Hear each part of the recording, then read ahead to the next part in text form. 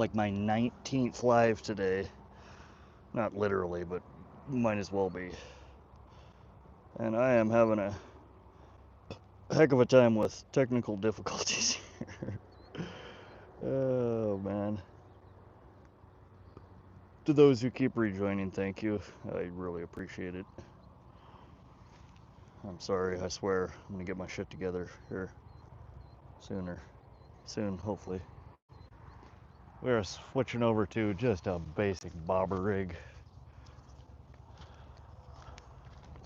I don't like this bobber. I don't know what the heck I did with my other bobber.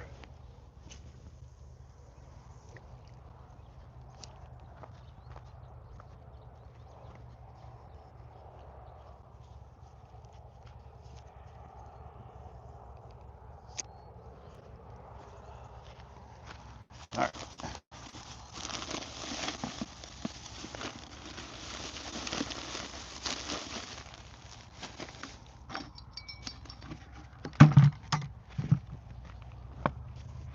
Welcome back. Sorry guys, we're having all of the technical difficulties today.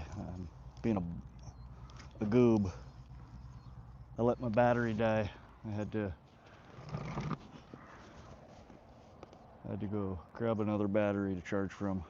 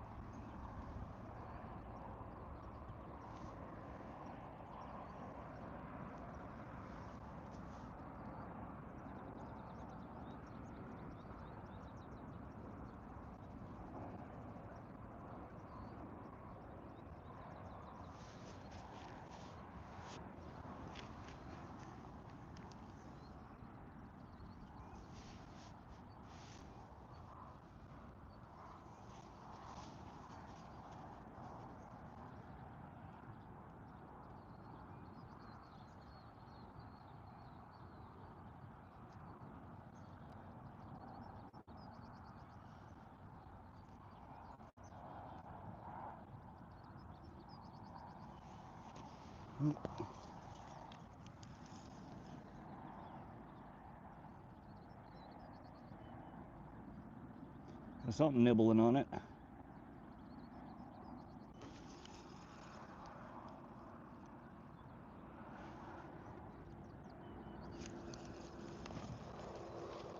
don't know if I got it or not. I put a much smaller hook on here.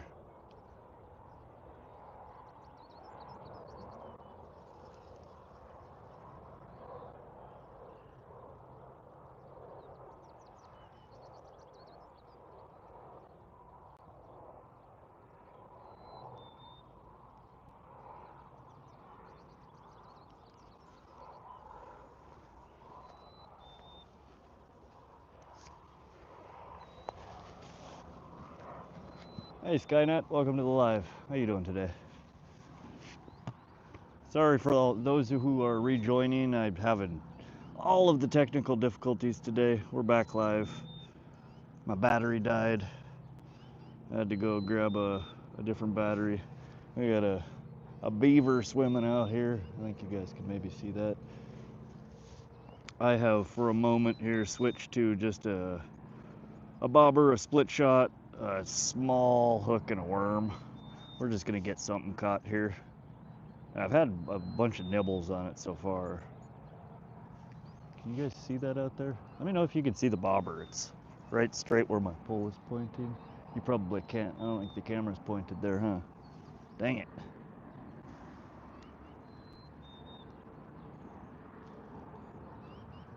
Well, a beaver, and I think there was a fish that jumped out just past him.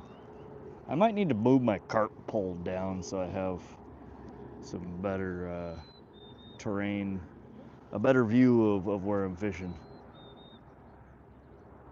or so I can cast where y'all could see.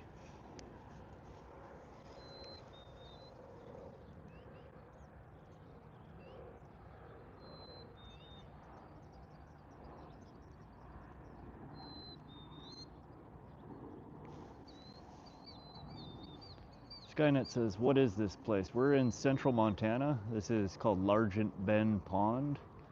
It's about 15 miles west of Great Falls, Montana. Matthew, welcome back. Thanks for joining again. How's your night going, Matthew? Jesus Aguirre, I love fishing. Yeah, I love fishing too. It's one of the few things I do to relax and unwind these days.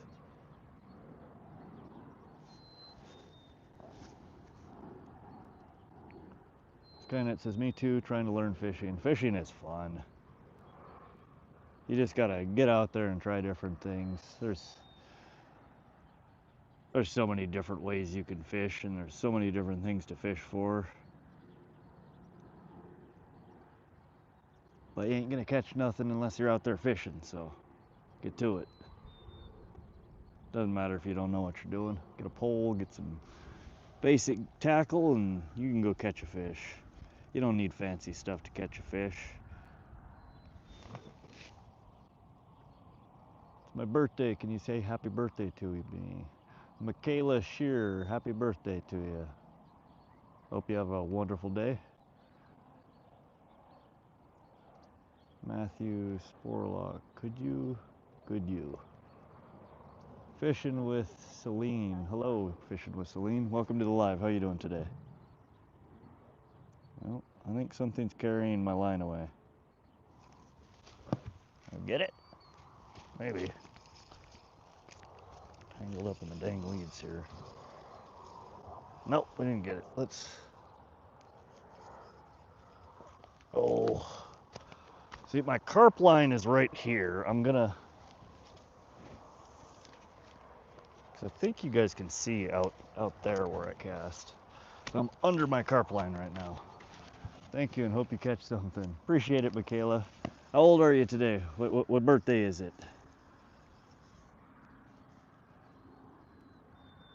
And did you get anything good for your birthday?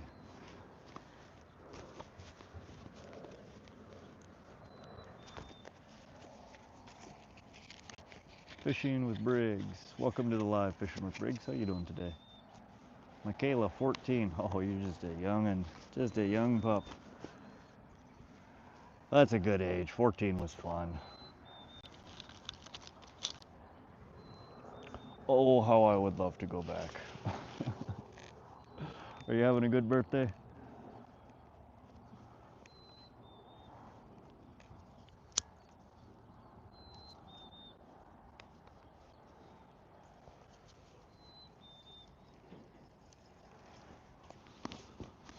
So we're just set up with a bobber here and a split shot and a worm. And I'm out. It's all pretty shallow here. It's 3 to 5 feet, all except for kind of over at the point here for maybe 10-15 foot from the point. It dips down. There's a nice little deep hole over in that corner there. All the rest of this is just 3 to 5 feet. And there's bass all throughout here, perch, bluegill, carp. So I'm just floating her through the open patches here. Give her a little tug, let it settle, and watch. We can get lots of bites, but nothing good so far. Michaela says, yes, a brand new fishing pole and tackle box. Heck yeah. That's a sweet birthday gift. You excited to go try it out? Matthew says, where do you get worms? Honestly, most of the time I'm just grabbing it from the local gas station convenience store. All of the stores around here carry, there's one bait place here where I live called Robert's Bait and Tackle. And they have a contract with all the local convenience stores around here. They sell their bait. Saves me from having to go all the way across town to go to the actual bait shop. They're fairly pricey though. You end up paying, it's like $2.99 to $3.99 for 12 to 15 crawlers. When I was younger, I used to go out in my grandma's garden, and my grandpa had two metal rods that he had hooked up to like a old motorcycle battery, and you just shove the rods in the ground after a good rain or after he watered the garden real good, and they'd come screaming out of the ground. You'd get a whole gallon jug full of them in like 10-15 minutes of picking.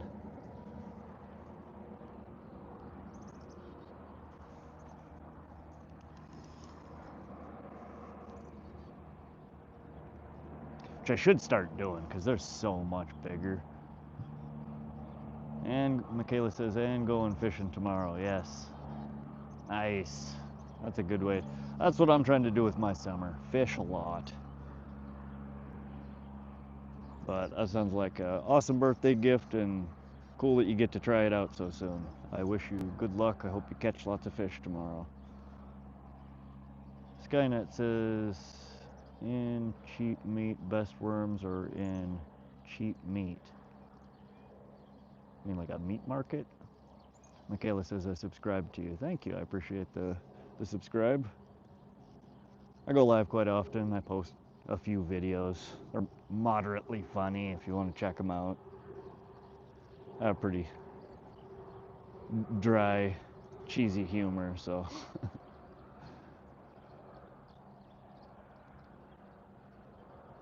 But appreciate the follow. Snorlax, catch anything today? Yeah, we streamed here earlier today. I had to take a break to go drive the girlfriend back from work and get something to munch on. So we took a break, but I caught earlier. Oh, I think we had 4 bluegill and one perch. Or was it 3 bluegill, 2 perch? I don't know, a whole bunch of tiny, dumb fish. But we did catch fish. So we have one pole out, baited for carp. You can kind of see it right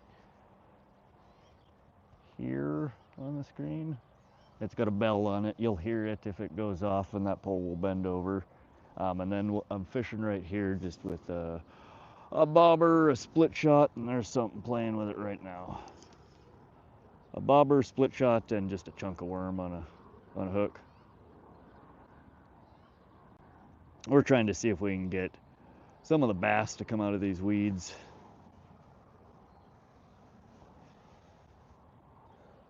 She is tilting over there. Something's playing with it.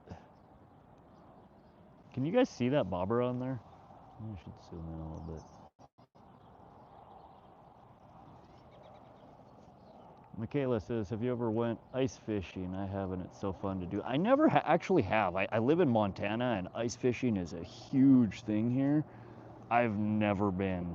I got a couple of buddies who go every year, and they've been trying to talk me into going. They have really good luck. They like to pike fish during the winter. I'm kind of a weenie. I like the snow, the cold weather. I don't necessarily like being out in it and cold. One of these days I'll give it a try, because they have the whole ice house and all the gear and stuff. Heaters, and so it shouldn't be too bad.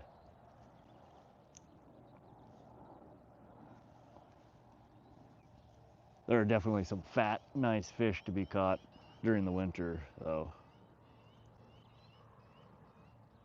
Yeah, I might, this winter I might have to try it. I do need to get some new gear for it, though. Normally you use, the shorter ice fishing poles and tip ups, and there's a whole slew of gear that people use for ice fishing that I just simply do not currently have.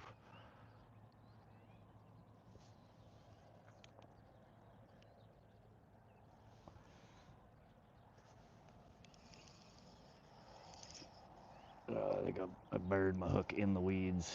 Trying to get it out of the weeds now. Maybe we're good now. If there's even still a worm on there. Michaela asks, what's the biggest fish you've caught? Biggest fish I have ever caught is probably northern pike a few years ago on the Missouri River, which is about 15 miles from here. Got a 22.5 pound, 42-inch northern pike. Very nice pike. That's probably the biggest fish that I've ever caught. Out of this pond where I'm fishing right now, the biggest fish that I caught was about 8.5 pounds. It was a big ol' common carp. And that's what we're fishing for on this pole over here. We have bread balls on it.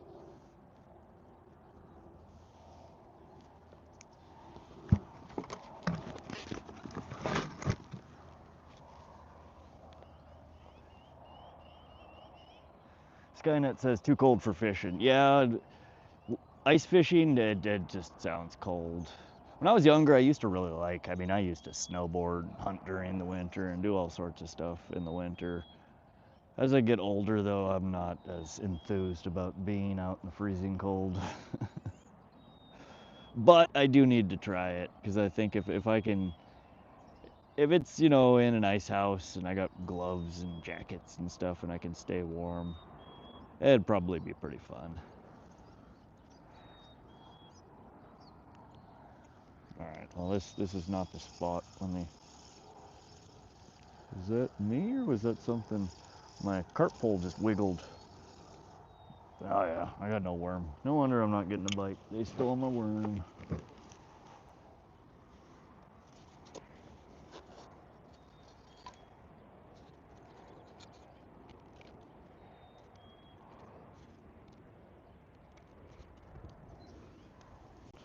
Alright, we're gonna throw another chunk of a worm on here. And get her back out in the water.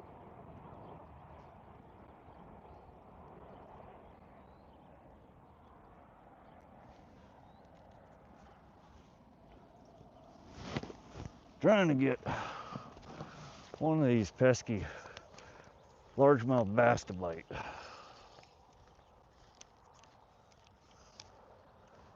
And we don't need to go far. There's a little hole in between the weed beds right out there.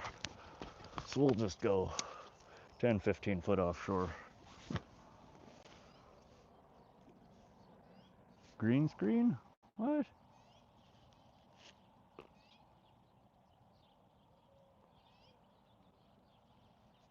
Green screen, it's a green screen. This is not a green screen. This is live. This is Largent Bend Pond, just outside of Vaughn, Montana.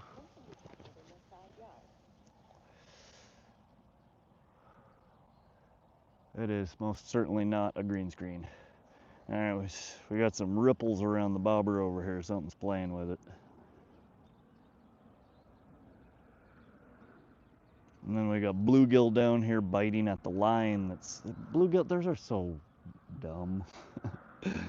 They're just smacking the line all the way out to the bobber. They're popping up and trying to eat the line. Oh, there we go.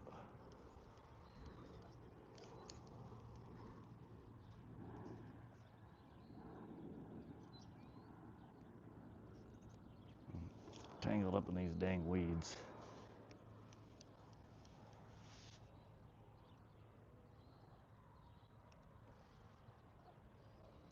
Israel Stack said hi. Hey Israel, welcome to the live. How you doing? We're just trying to catch some fish. Trying to see if we can get the bass to bite.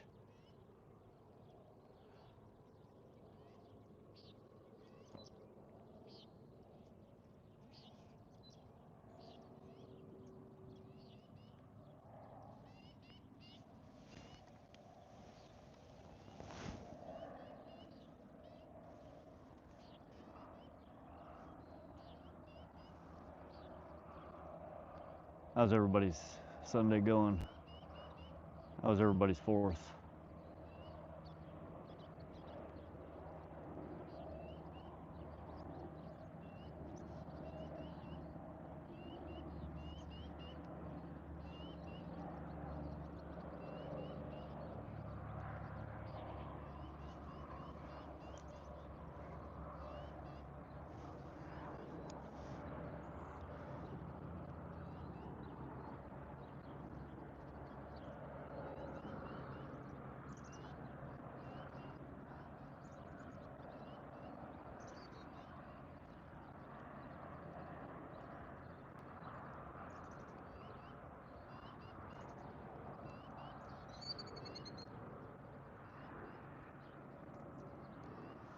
Did they steal my worm already?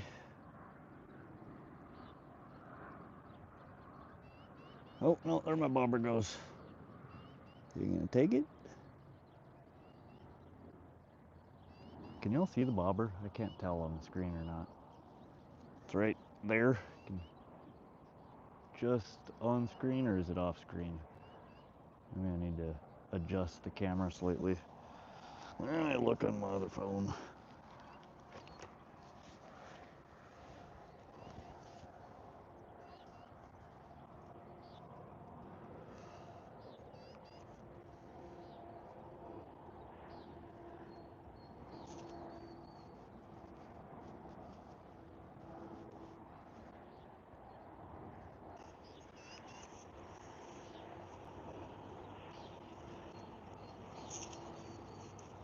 All right. Can you see the bobber? I can't see the bobber.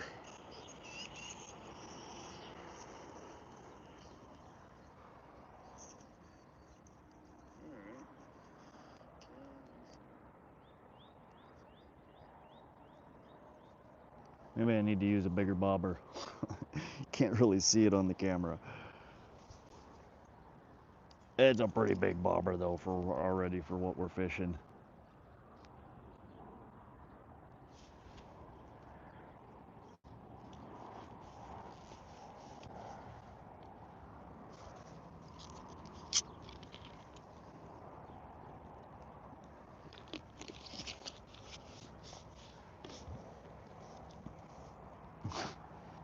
Beaver smacked his tail and then a fish jumped right next to him.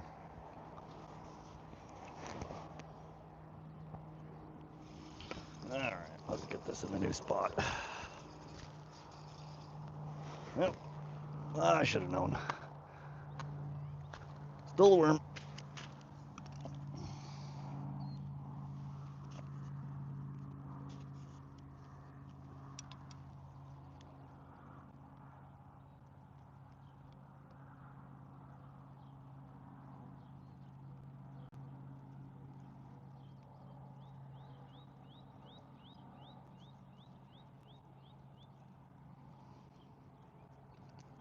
Definitely not gonna catch anything with no bait on the hook.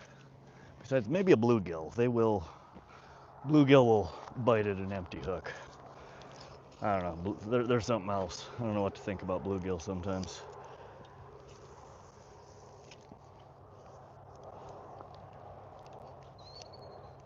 I know a lot of people love fishing for bluegill, but y'all have, I think, way bigger bluegill than we have here. We just have irritatingly small bluegill. They're like 4 or 5 inches. And they just, like little ninjas, come up and steal your bait all day. Pretty irritating.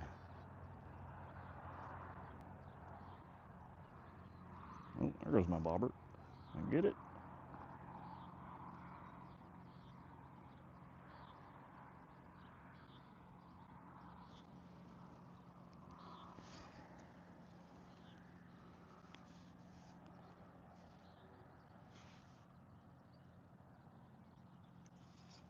I feel like I might have something on there. Did we catch our first fish of the stream?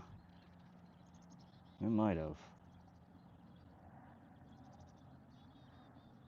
No, it stopped. Moving? I can't tell.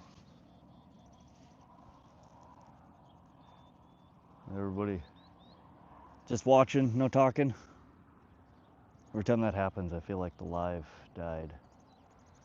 Can somebody leave a message? Okay, there is. Popo. Hey, Popo. Welcome to the live. How you doing? I think the bait's gone. I think I missed the fish, and they stole the bait. Good Lord. We're going to be doing this all night? I think so.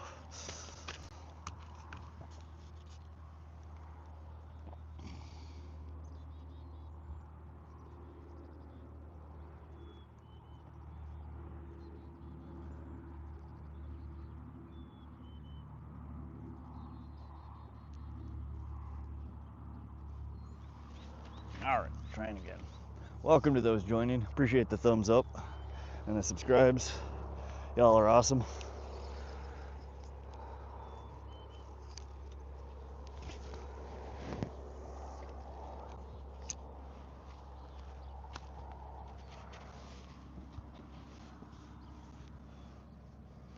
Bouncer is back. Nice to see you again. Yeah, thanks for coming back.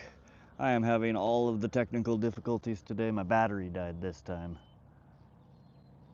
Hope you're having a good night, Bouncer. We switched over to bobber. We're running through the gauntlet of options here.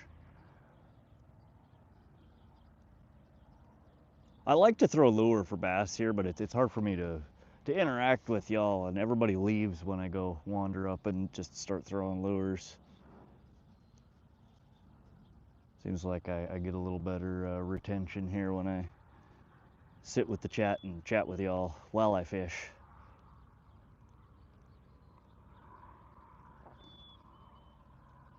I need to get, there's a, oh God, what is this channel? It's one of the coolest live streams I've seen on YouTube. And if I can remember his name, I want y'all to go check him out. He's a streamer from New York. Totally unrelated genre. He's not a fisher. He's a producer, a DJ, a rapper. He wanders around in New York City, and he's got like his laptop strapped to his back and this platform in front of him that's got, got a, you know, a monitor on it, a keyboard, a synth, like all of his musical gear. And he wanders around and creates on the fly beats and has, you know, a microphone that he hands people to like sing or rap over it. And he produces some of the coolest stuff I have ever heard.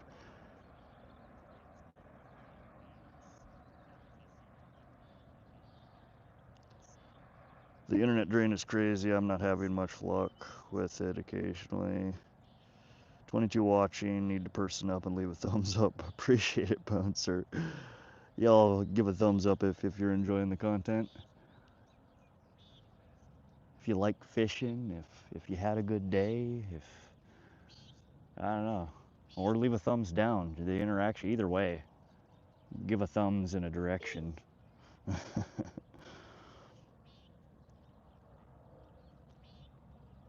The numbers are changing faster than a diaper at the old folks home down the road. Did y'all just see that? The damn beaver just swam by and grabbed my line. I think he's off of it, but that was a fat beaver. Jameson, welcome to the stream. How you doing today?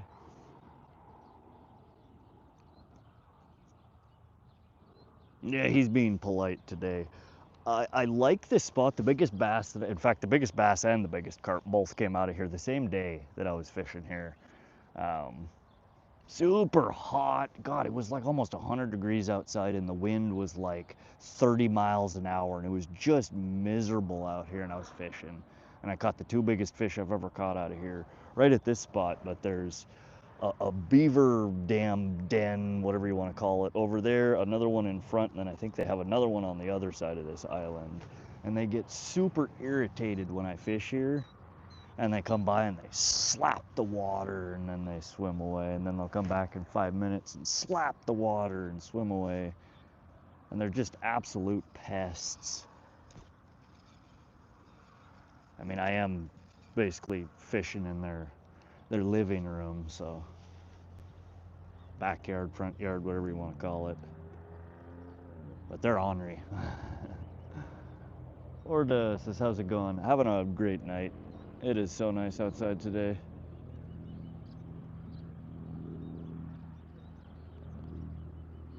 Feels like it's about in the 70s right now. We got a bit of an overcast sky. Slight breeze. It's just very comfortable. I'm fishing. Couldn't ask for much more other than maybe some fish. Fish usually make fishing a little better. Bouncer says that beaver is a troll. They are. I don't know which is a worse troll though. We got this. There's probably 4 or 5 good-sized beavers in here. There's some. Once the sun starts going down here, probably in I don't know, hour and a half, the bats start coming out, and oh my God, they drive me crazy. Like my carp line that I have out, they dip down and they smack the line and they fly away, and then 20 seconds later they'll dip down and smack the line, and every time the bell jingles, the pole bounces. So basically after about 8:30 p.m. I don't know if it's a bite or if it's the bats. You're pretty much guessing whether, you know, it's an actual strike or just the bats screwing with you. But about that time is usually when the beavers start getting ornery too. So you get it from both ends at the same time. Orta says, that's nice. It was hot here with some rain. It was fairly warm here today. I thought it was in the low 90s. I was corrected by my mom, who was apparently watching the stream and checked the weather. It was high 70. It felt like the 90s. I don't know. Maybe my my internal temperature's off. I definitely burnt. I went from a pale white to I could feel it already. I'm gonna be crispy in the morning. I was only out here for 3 hours, 3.5 hours. Oh, there are big bass jumping all over the dang place.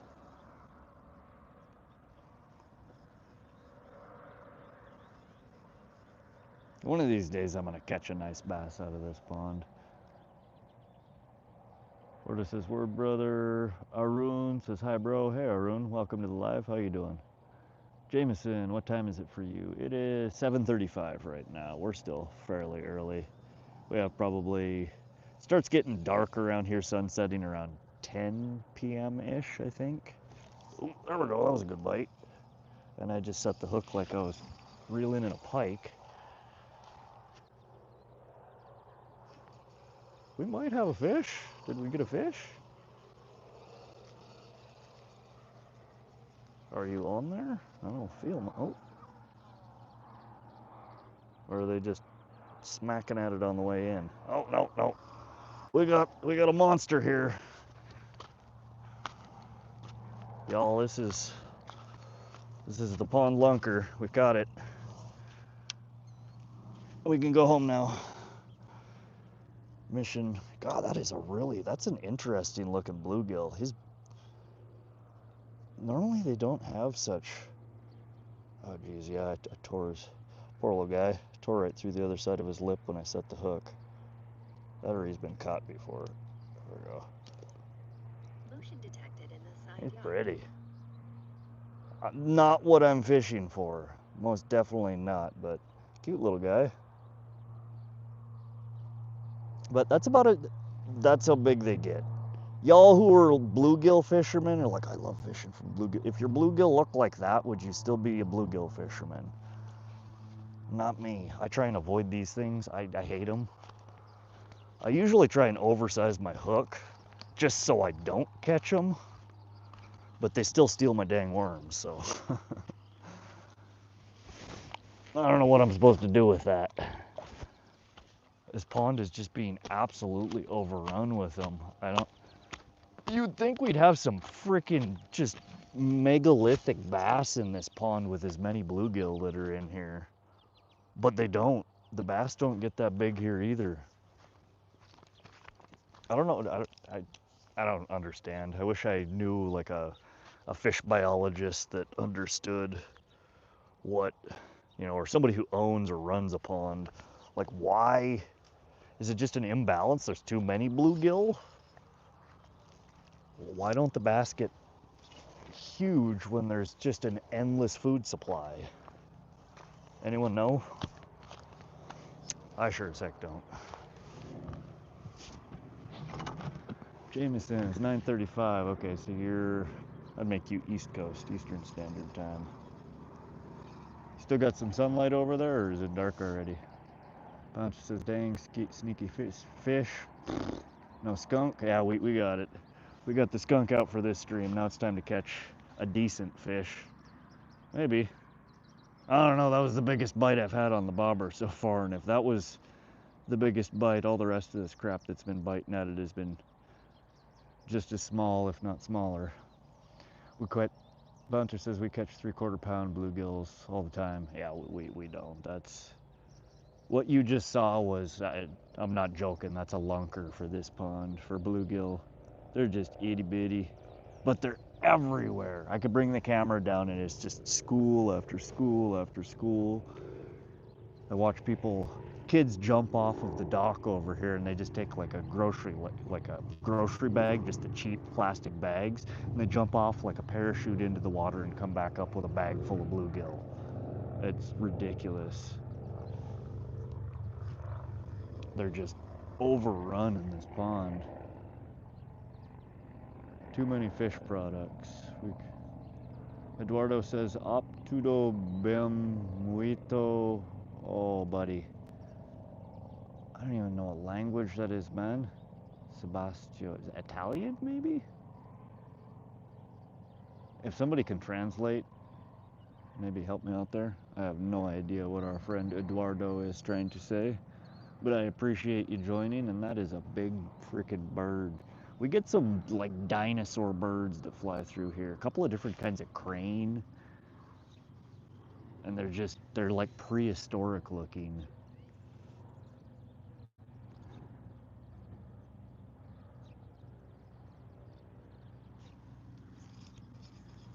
But Eduardo, I can't understand what you're saying, but nonetheless, welcome to the stream. Hope you're enjoying yourself. You probably can't understand me either, but that's all good.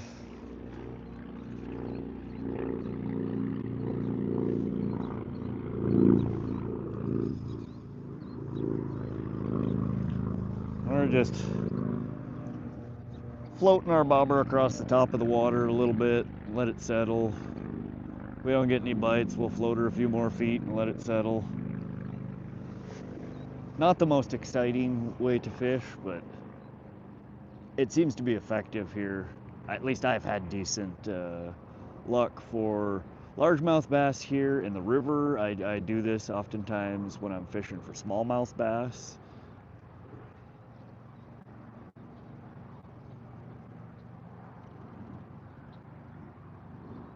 Can work for trout. I mean, it's a good tactic even if you don't know what is in the lake. You know, just throw a good 12, 16 inch leader on there, throw a bobber and a worm, and drag her across the water. You'll find out pretty quick what's in the water. It's almost anything, any species will bite at that.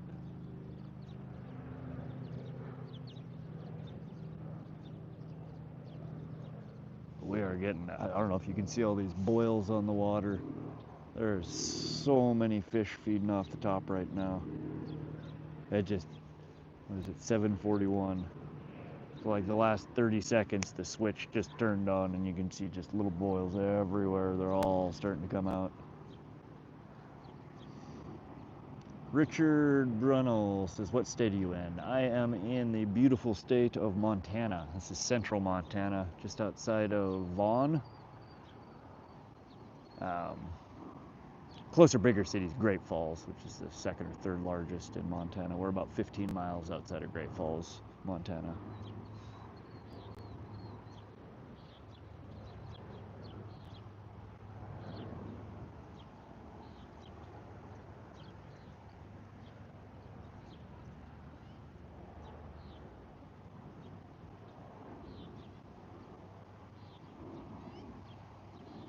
Eduardo,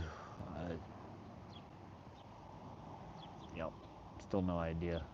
Okay, Precia, Quirelia, I have no idea. Can you let me know what language that is at least? Is it Italian? Or am I completely off base?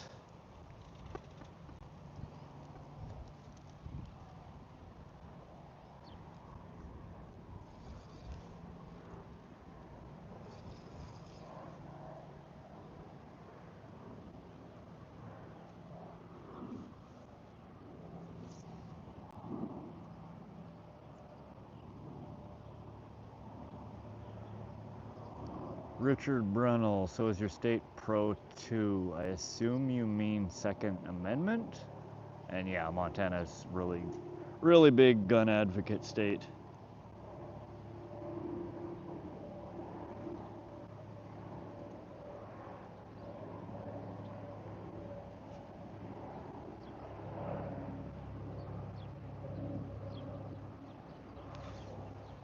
one of our biggest sectors of the economy here is hunting and fishing and outdoors, and so that and ranching, farming, both of all of which are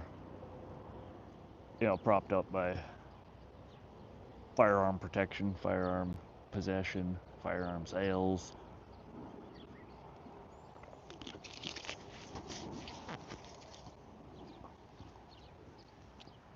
Where are you from, Richard?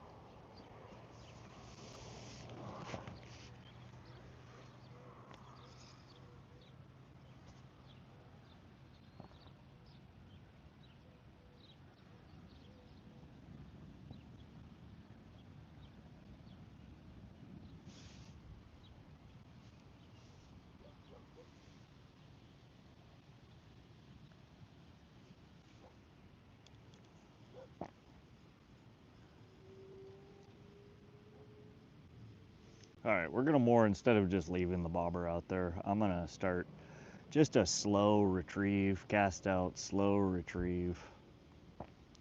If leaving your bobber sit isn't getting you the action that you want, switch her up. They may want a little more pep in their step. They're not, that too. They don't bite too well when there's nothing on the end of your nothing on the end of your line. They stole it again. California, all right. Yeah, I actually just moved back from California to Montana about, I think it's 3 years ago. I grew up here in Montana. I left for college. I came back for a while. I left Montana again. I think I lived in Washington, Idaho. Came back to Montana. Then I left again. I lived in Tennessee, Texas, Pennsylvania, kind of all over the place. And then most recently I ended up in California for, it was over a decade, about 13 years. Southern California, around Costa Mesa, Newport Beach. Beautiful, beautiful area. Way too expensive to live. I lasted about a decade there, and I wanted to buy a house and do some stuff, and it's just so cost prohibitive there. It wasn't worth it to stay. So I moved back to Montana about 3 years ago and do not regret it in the slightest. I missed it here, especially the fishing.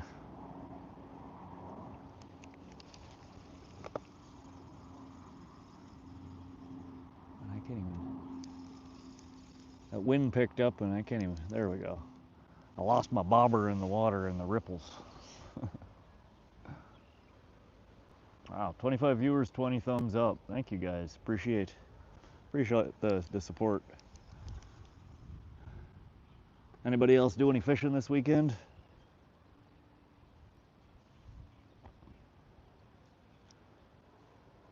I've been out a few times. I went on 4th of July. I went pike fishing, trolling for pike. Did pretty well. I landed 6, which is not wonderful, not terrible. Mediocre day. Pretty average for a summer pike trolling trip for me. Starts getting better as we get closer to fall. But I was testing out some new lures and they did really well. Got to test out my new Water Wolf underwater camera. I think we hooked up. Feels like another monster. He's still there? Oh, come on. Did I lose him?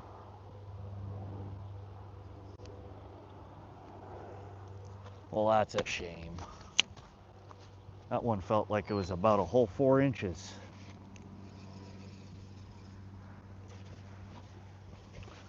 Richard says I'm in the security industry for 30 years. Oh, nice.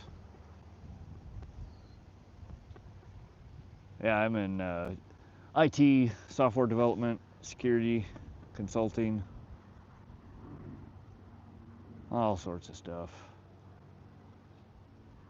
I started out in web development 15 years or so ago and have closer to 20 actually, and have kind of been shifting through different roles and responsibilities in the industry.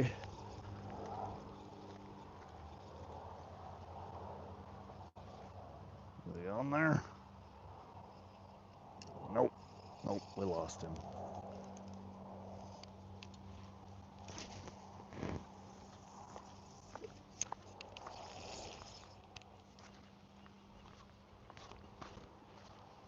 And that is what I still currently do. I just work remotely for the company in California.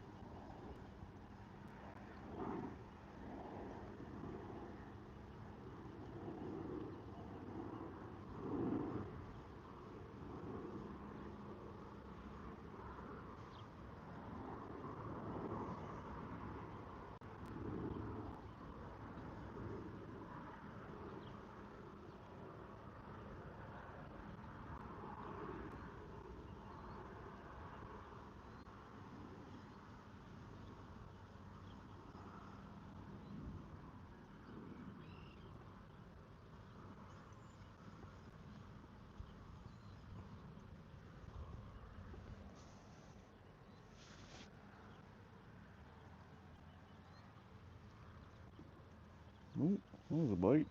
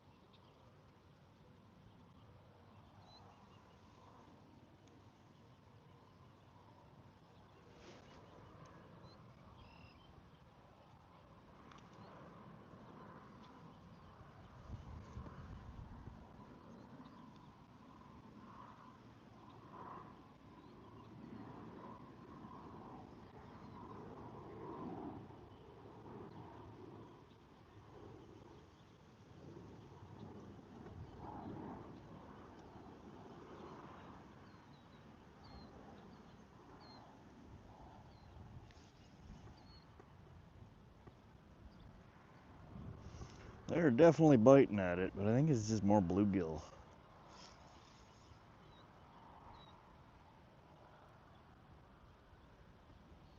Unless you're using just a micro hook, they're incredibly difficult to set the hook on. They just have such tiny little mouths.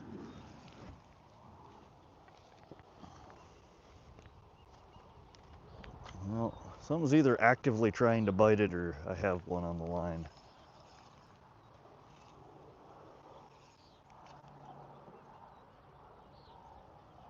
Swimming away with my bobber.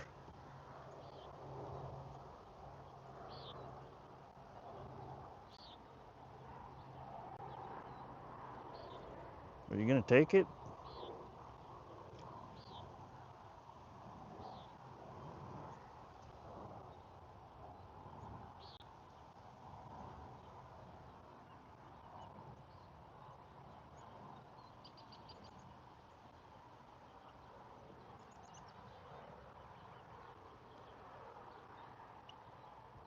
Yeah, I think they nabbed my worm. I think he finally got it.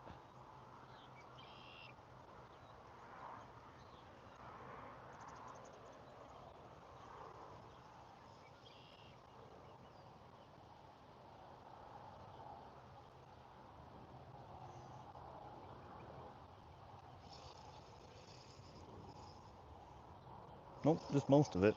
That's surprising.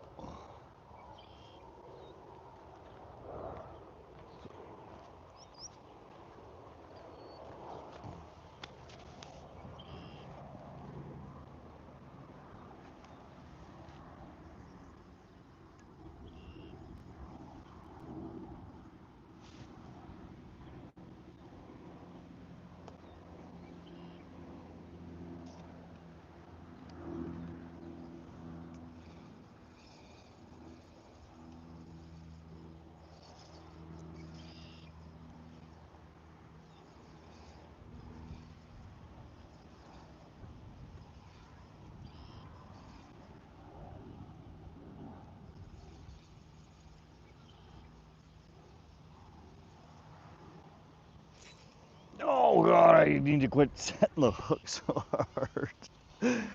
I'm in big fish mode. David Edenson said hi. Hey David, welcome to the stream. I'm currently trying to catapult bluegill to the moon.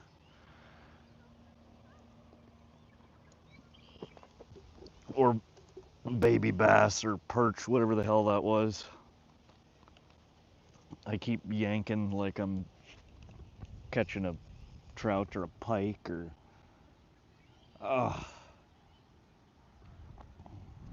need to remind myself that these are bitty fish. We're fishing for dinks here. I'm gonna have a hook full of lips by the time the night is over. Nikki the Dirty Tranny said hi. Hello, Nikki the Dirty Tranny. How are you doing? Welcome to the live.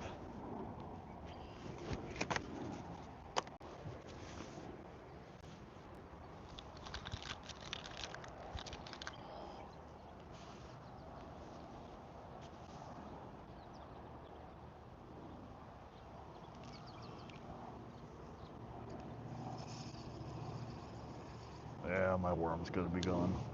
Now, I don't understand. I don't go anywhere. I don't move. I don't do anything. But I swear, every time I light a smoke and every time I go to light a smoke, I can't find my lighter. There it is. I actually have 2 lighters in this pocket. Fancy that. They both ended up in the pocket that they shouldn't be in. Alright. Alright, so this is supposed to be further up here. Our worm is gone. Let's get a new one.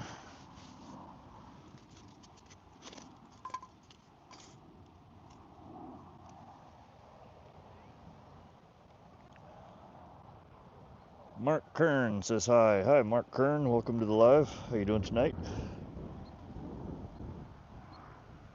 Miguel de los Santos said hi.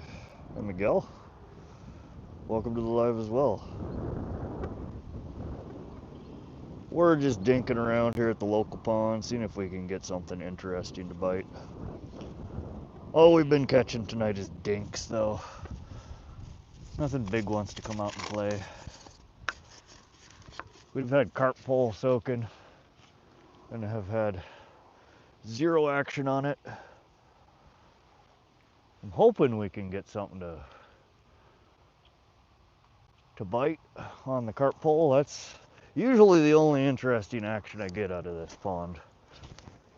I don't know. There's the suckers are fun to catch when they're in the mood to play. Bass are always fun if you can get them to bite. Seems like everybody's been struggling here lately with bass, though. They are not as plentiful as they used to be. Like everybody and their brother that bass fishes here likes to harvest them. Doesn't matter how big, how small. They'll take home a stringer full of 12-inch bass. It's just like, why? Or 8-inch bass. Just dinks. Or they'll catch, the few 5-pounders that are in here, and they'll throw that on the stringer and take it home and eat it. It just kind of kills the fishery. I don't know. Like, your time, your money spent on fishing, you got the right to keep it if you want to. But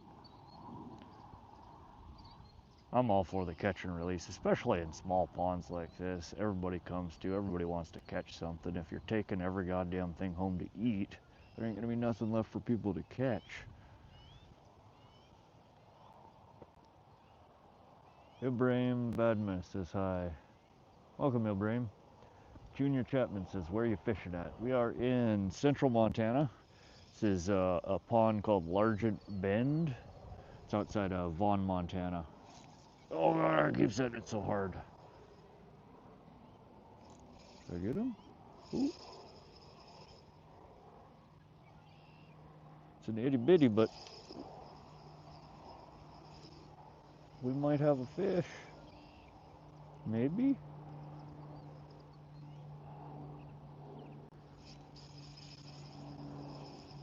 Oh yeah, there we go. He's huge. And I'm gonna lose it in the weeds here. It's gonna pull her right off the line. I think I just traded my fish for a patch of weed. And not the good kind. Oh no. She's a monster, guys.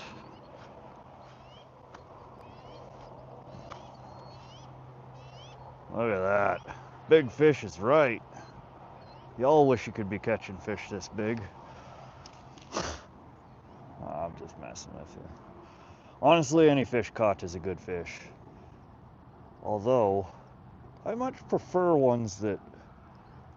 I like the ones that would eat this, not this. This is not what I come fishing for. They're pretty little fish, though. Nice little bluegill. It's as big as they get here. They're pretty fish. All the fish in the sunfish family are pretty. But we have bluegill in here, and then they have another kind of sunfish called Pumpkinseed in here. Not what I'm after, but it is what I keep catching. There's a lot of milk.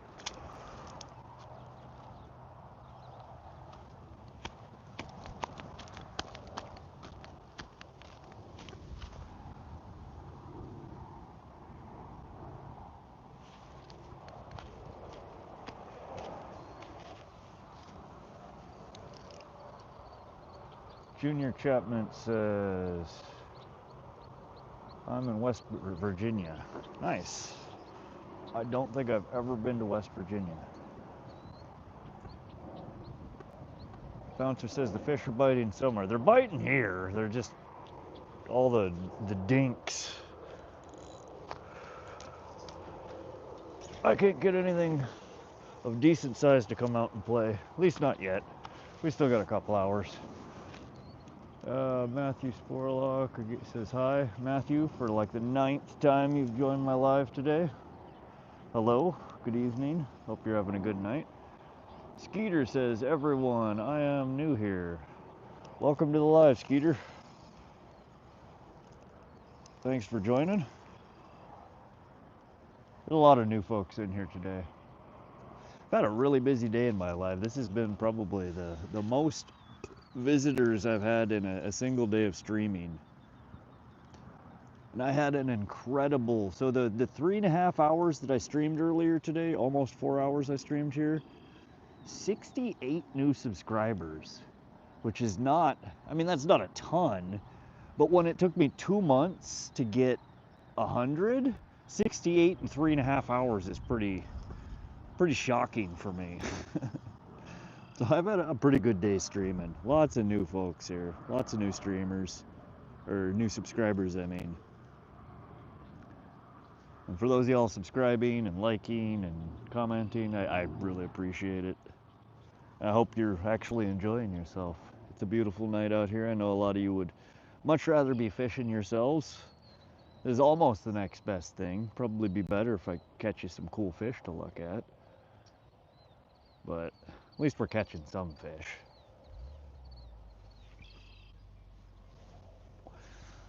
Looks like everybody else is leaving. They're not catching any fish. Skeeter says, awesome view. It is, isn't it? It's pretty. In fact, I'm gonna try turning the camera around, and I shouldn't do this because every time I do, my live spazzes, but we're getting almost towards sunset here. I'm gonna show you the other direction. We get such pretty sunsets here. Not as good as it will be in about an hour.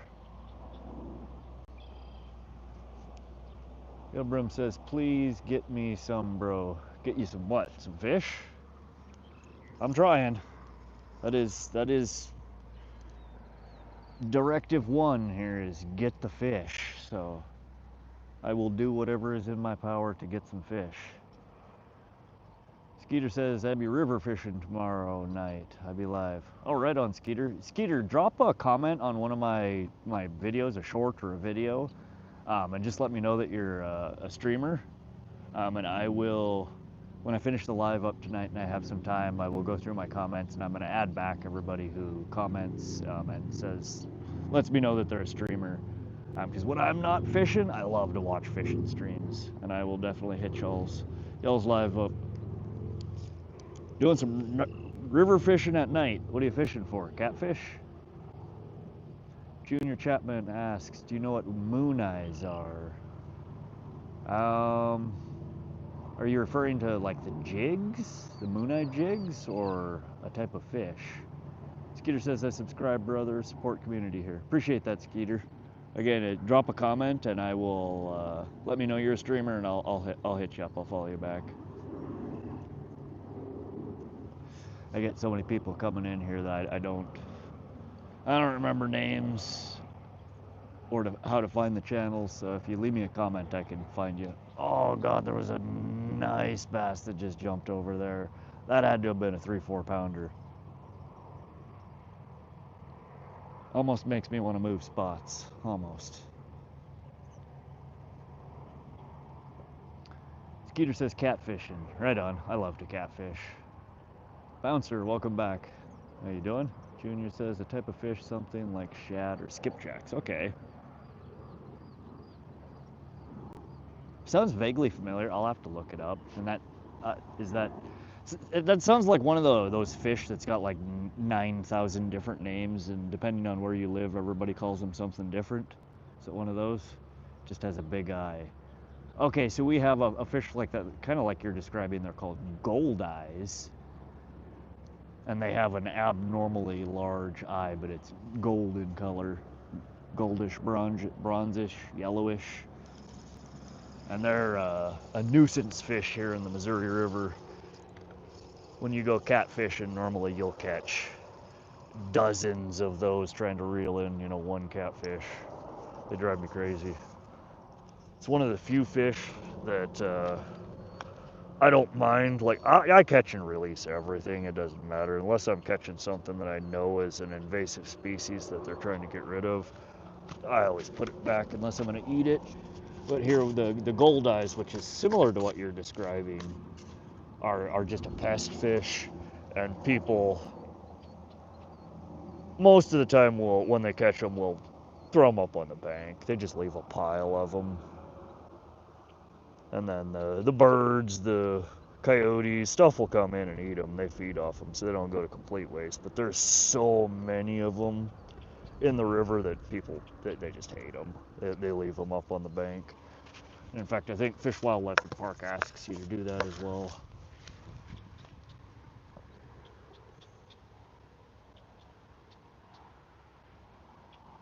Random Fandom says you caught a snipe.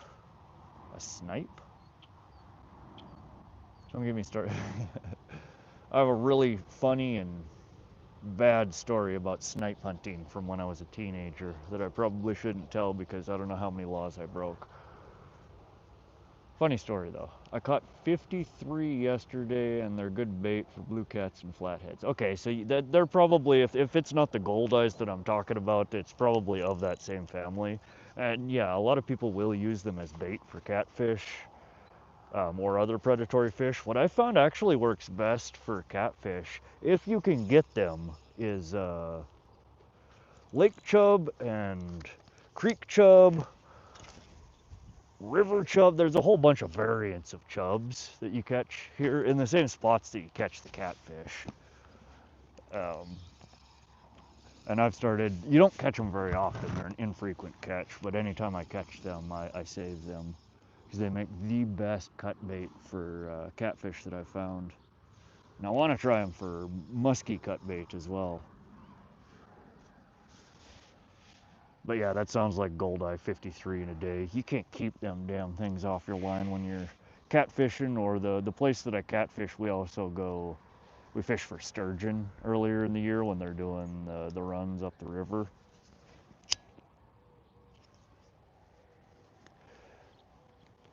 and you gotta weed through the damn gold eyes to get to anything else. So annoying.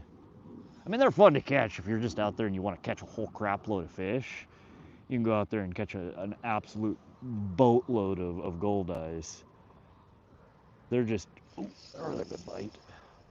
Still on there?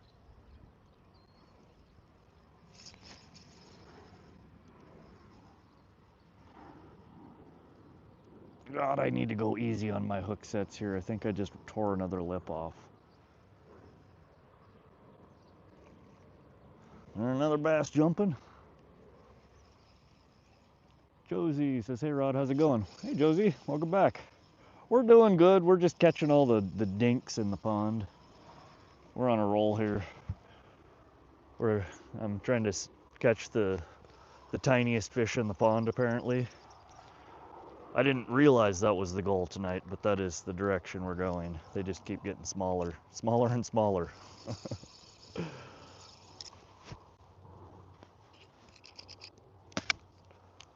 So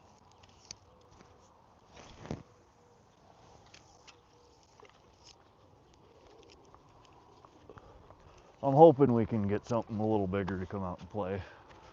But thus far, it seems like we're just gonna have a dink night. Random Fandom says, I saw a leg-sized fish break the surface like 4 feet from me today. It reaffirmed my want to stick to bank. I'm in northern Ohio and a gator thing went by.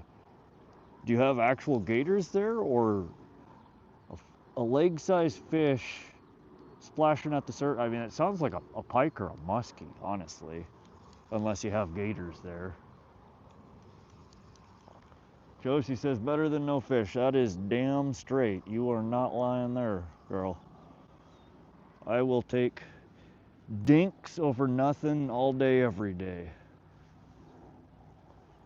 It'd be nice to just catch one, even just moderately decent fish. As I say it, that's, I think, the biggest bite that I've felt. He probably just stole my worm.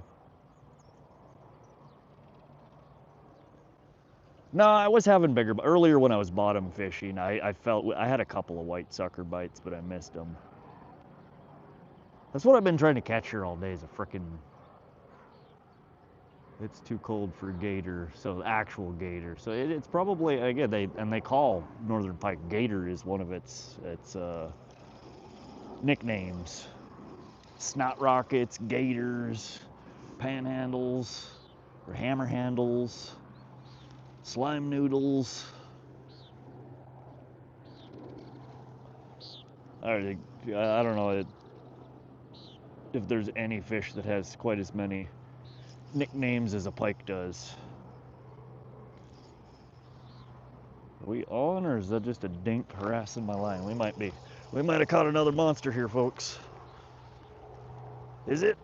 Did we? Oh, he's running away with my bobber. Nope. He got my bait though. I don't like this bobber. I really should put a slip bobber on. I just don't feel like tying it down. There, let's do a double wrap on this guy. Yeah, that'll keep it from sliding.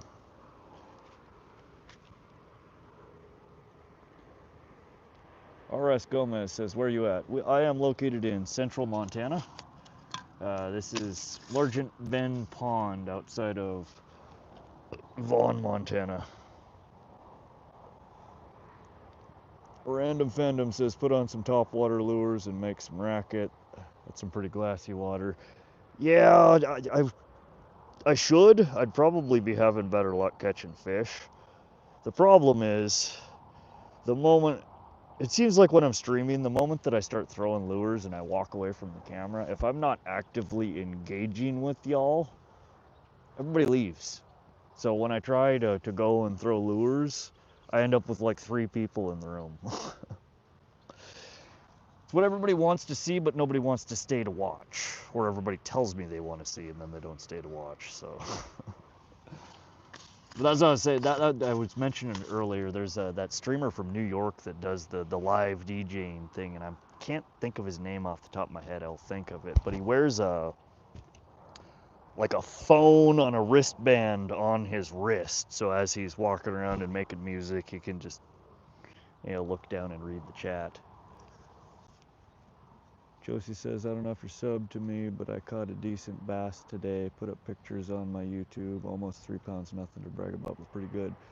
Yeah, I did sub to you, Josie. I will check it out. I have a bunch of comments I need to go through.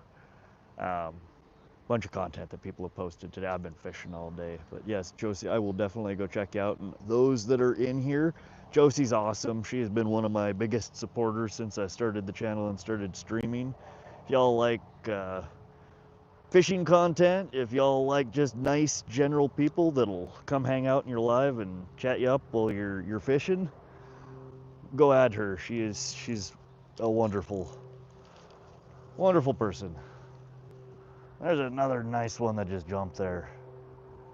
I think I need to start floating my bobber over on this side. Biscuit, oh wait. RS Gomez says, strong arm, strong arm, strong arm. Right back at you. Biscuit asks, what's the biggest fish you've caught?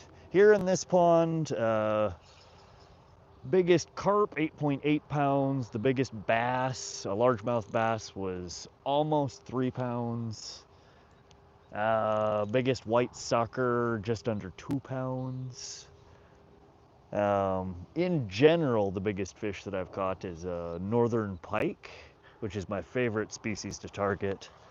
I caught that a few years back, 42 inches, 22.5 pounds.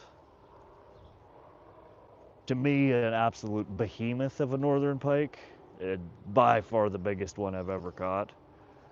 Definitely not setting any world records or anything, but nice fish, fun fish to catch.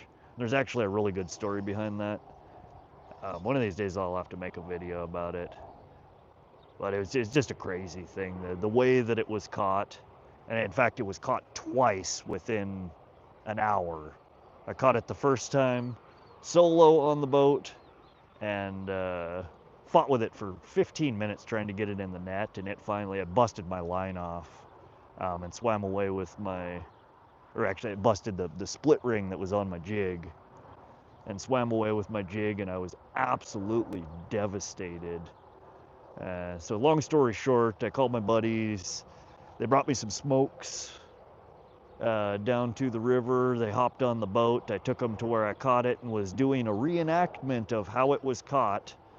And I hooked the same damn fish up a second time. But this time there were 3 people in the boat and we were able to get it landed. Still had the first jig in its mouth too. So it was kind of a, you had to be there to believe it kind of scenario. Really cool though. But that's the biggest fish that I've caught. I've caught biggest catfish, about 16 pounds. Biggest carp, 18.5 pounds.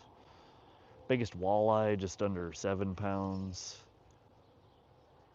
I just caught my biggest rainbow trout last week or week and a half ago, which was just under 5 pounds.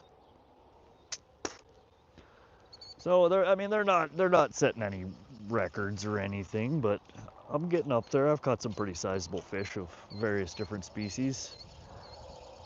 But that's what I've been trying to do lately is I would love to set some records. I know everybody would, but I am actively trying to set records in a few different water bodies that I fish because I know there are state record fish that are in them.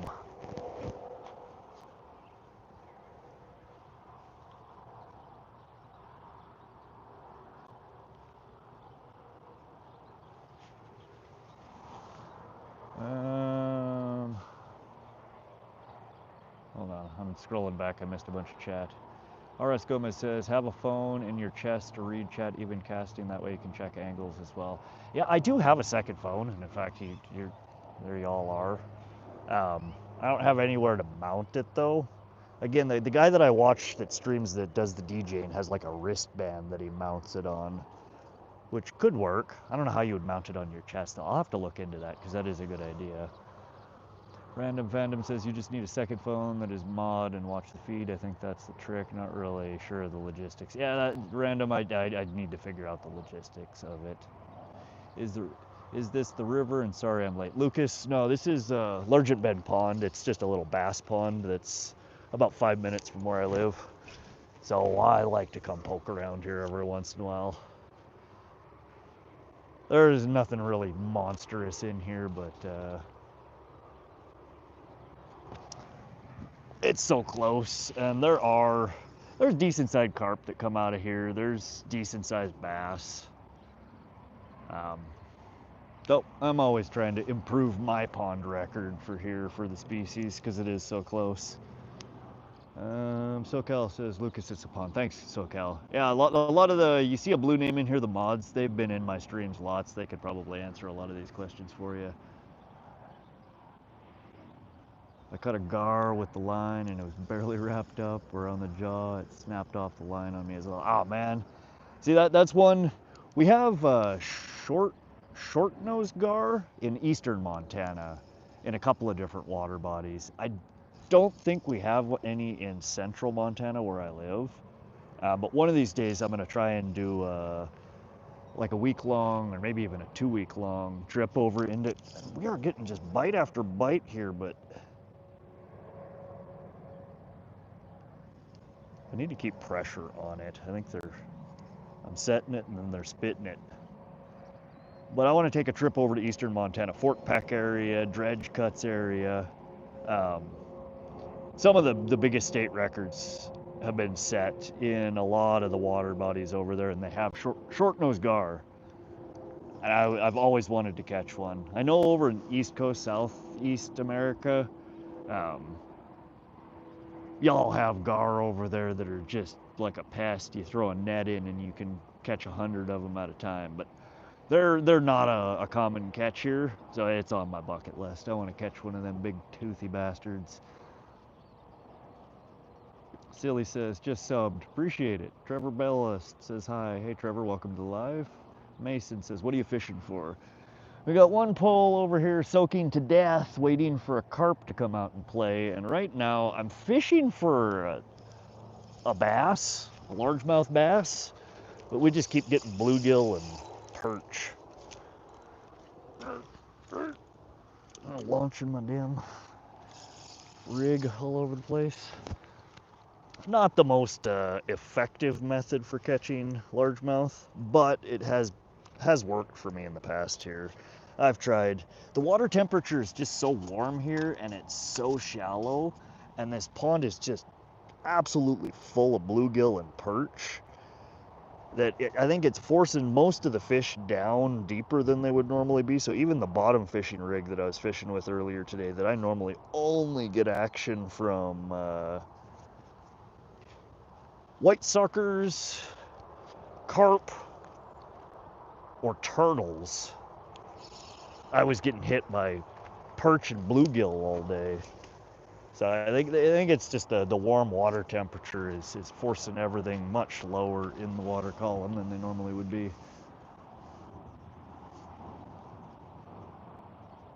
Silly Salmon says, hey Josie, I recognize you. Oil, welcome to the live. I don't know what you just said. I'm sorry, I only speak English. Biscuit, are you using worms? Yeah, I'm just using chunks of nightcrawler.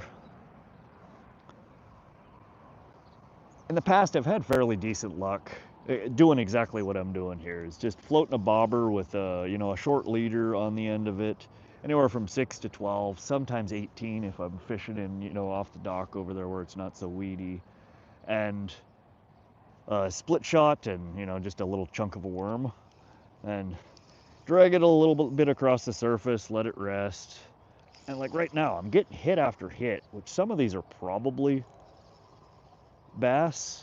I'm missing them. I'm just getting hit constantly.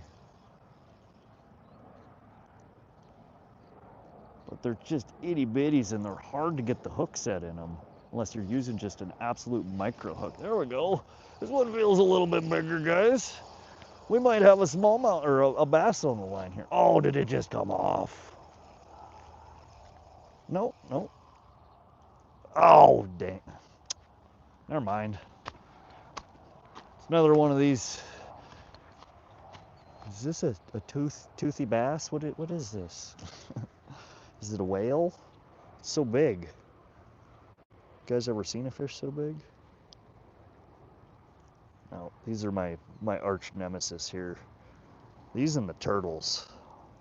But I'd catch these all day, any day over a turtle. I hate catching turtles. Little blue geegy. And that's as big as they get. This is huge. Cute little guys. Why don't you chum with a bag of meat and rocks? Chum with rocks?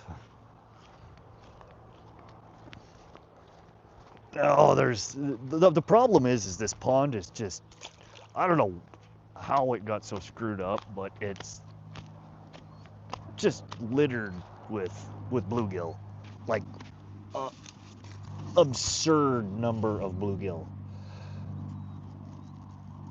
And it's so shallow that it's hard to get. I mean, the moment your bait hits the water, the bluegill are on it, and they bite off everything: worms, corn, bread balls. You could throw a little chunk of plastic on the end of the hook here. In fact, that's how when my son comes here to fish for bluegill, so I don't have to buy 5 containers of worms for him to fish all day, I find a little chunk of rubber or plastic on the ground or in my tackle box, and I throw that on the hook. Just a little green chunk, a little red chunk, doesn't matter, just a chunk of plastic. And you catch bluegill all day long on it. But it's hard to get anything else to take it when the bluegill swarm it no matter where you put it. That's why I usually try to bottom fish here. Or throw lures, but again, when I start throwing lures, y'all stop watching and you've got a bluegill on grass.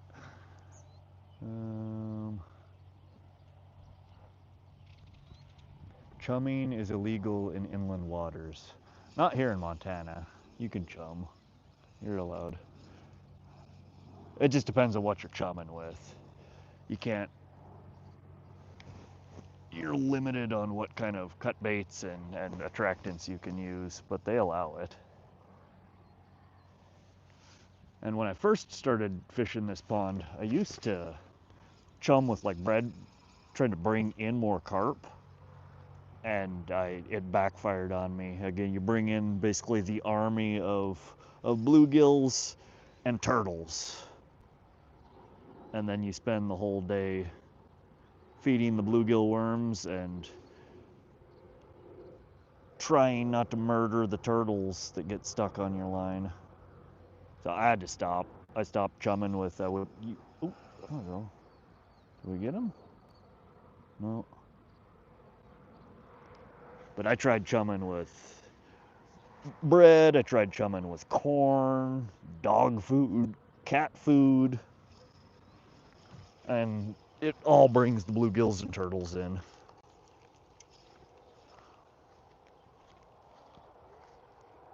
I'm not here to catch either of those species, but that is what we are catching. Thankfully, no turtles.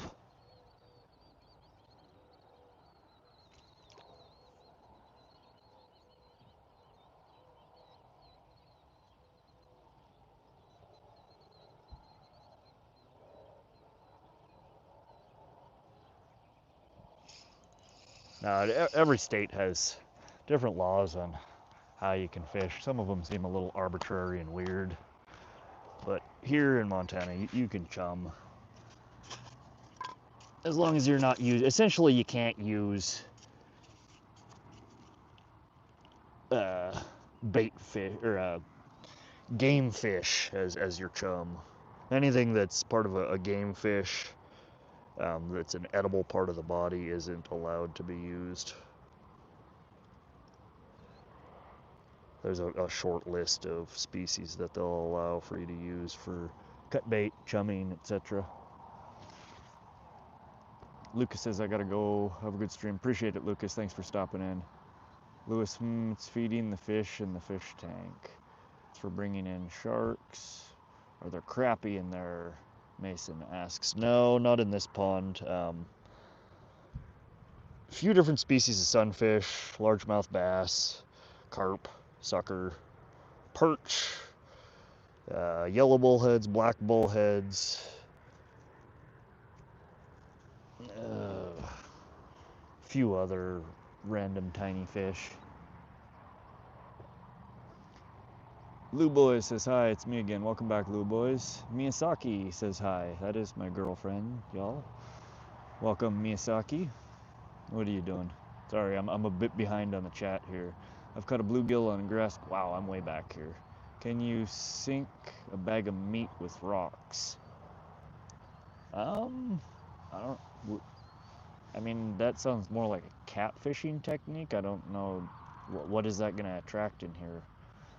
Bluegill are good eating. I hear that, but they're like that big. I'm not getting a stringer full of 4-inch fish to take home. Random Fandom says I saw a snake and a turtle today. If you sit still enough, nature just happens. Yeah, there's all sorts of critters out there. Are there blue catfish in Montana? No. We have what I used to call, I grew up calling them blue channels, because a lot of them come in like a blue shade of color, but they're just channel cats. We have channel cats, we have stone cats, which are itty bitty, the cutest little catfish you'll ever see. It's one of the native catfish species here.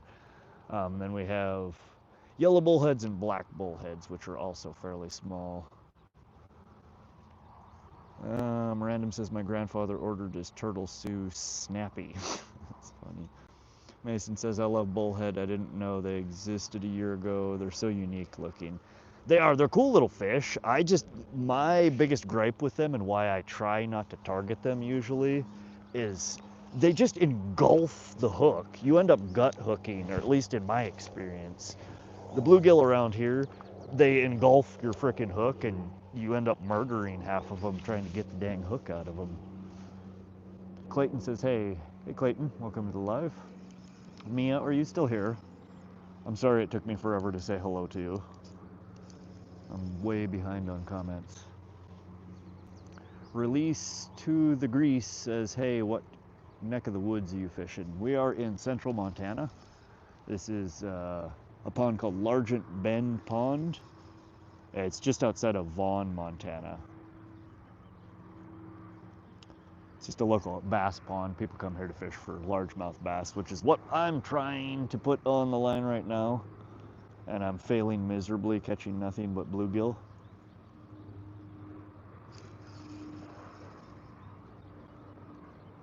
But I like to come here. Normally I come here to carp fish or sucker fish, which are just two species nobody seems to care about here, and I think are both fun to catch. Oh, there we go. He's still on there? I think so. What do we get? Oh, he came off. Oh, he's taking it again. Let me know when you're ready. Oh, he lost him again. There's a little bass. See if he'll take it again. There's tons of itty bitty little bass in here. Just not a lot of big ones.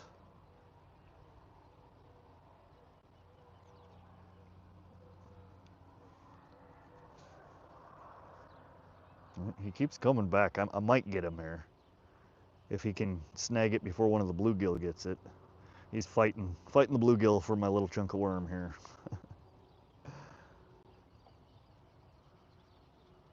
He's pretty determined. I don't know.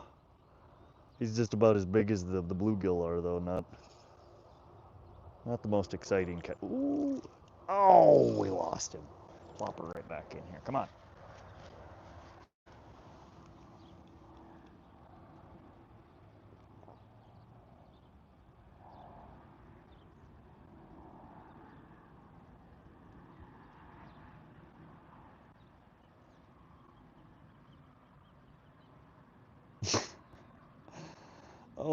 like having a little war over here on the little nub, over the little nub of worm. I'm gonna get one of y'all if I can hook something up before one of them actually snags the worm. Well, we got a little piece left.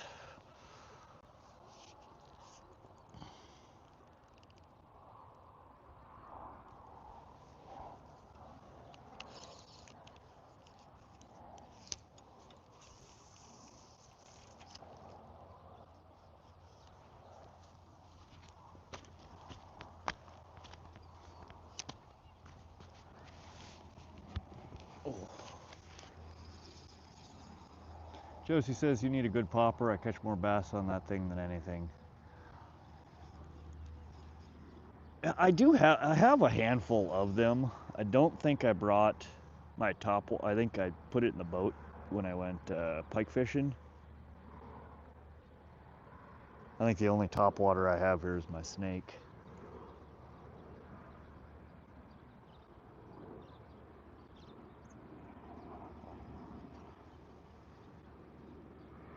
But I do have a handful of poppers. I've never been good at casting them.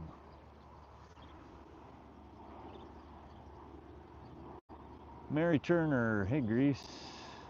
Welcome back, Mary. Thanks for joining. Check out Bumblebee Catfish. Finger. Not an easy one to fish for. That sounds super cute though. Yeah, the stone cats here, they're fairly small, but they're way bigger than your pinky finger normally. Oh god, they keep pulling the hook through. Clayton asks, what's your favorite fish? Northern pike.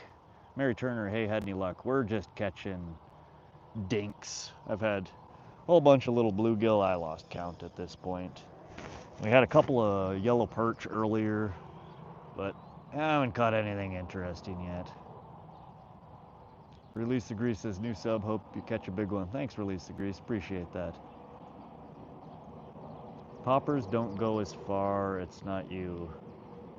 No, it's not about distance on them. I just have never got the knack of retrieving them. It's one of them lures that I think it just takes some practice with, and I've never devoted the time to practice with it. That, and when I have fished for them, I'm usually targeting, when I fish stuff like that, I'm fishing topwater for pike, not for bass. So I have a freaking steel leader on the end of it, which my leaders that I use are obnoxiously large. Because again, I'm usually targeting pike, and big pike is what I'm after. And it screws with topwater lures. I've had a hard time with a lot of different topwater, getting the action right.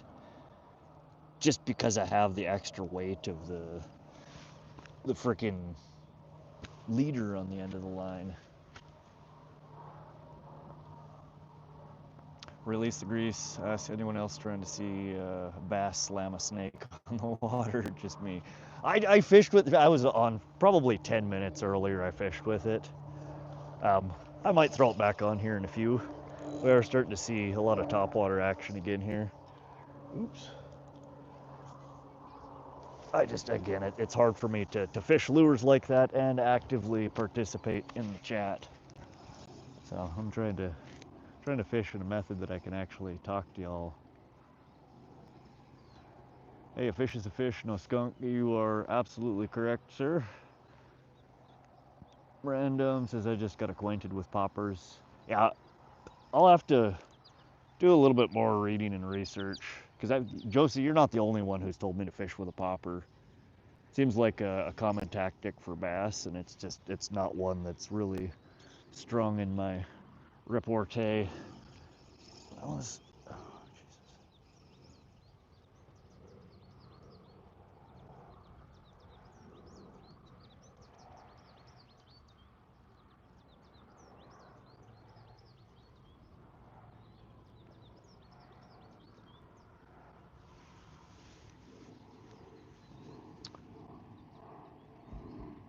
You cannot add weight. Yeah, see, random fandom, that's the problem is, again, that's the practice that I've had with them largely is with leaders, and I had a hard time getting the action to work with. I mean, if I hold my pole tip, really high up, I can get decent action on a lot of them, but it's not great. Whopper plopper fishes all right with the leader, but that's one of the few that I've found that I'm able to use my bulkier leaders. So I don't have a whole lot of practice fishing them without the leaders, I guess is what I'm trying to say, which I'll have to do.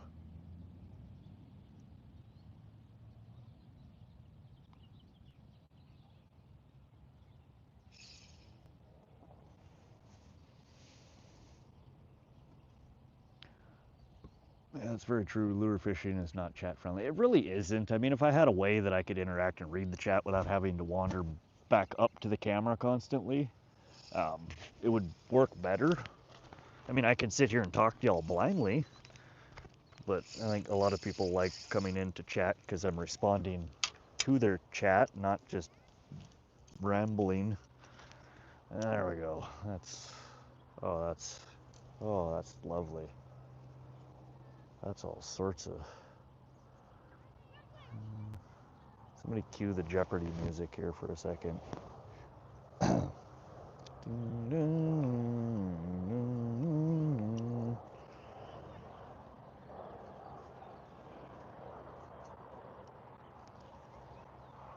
Nice. That wasn't so bad.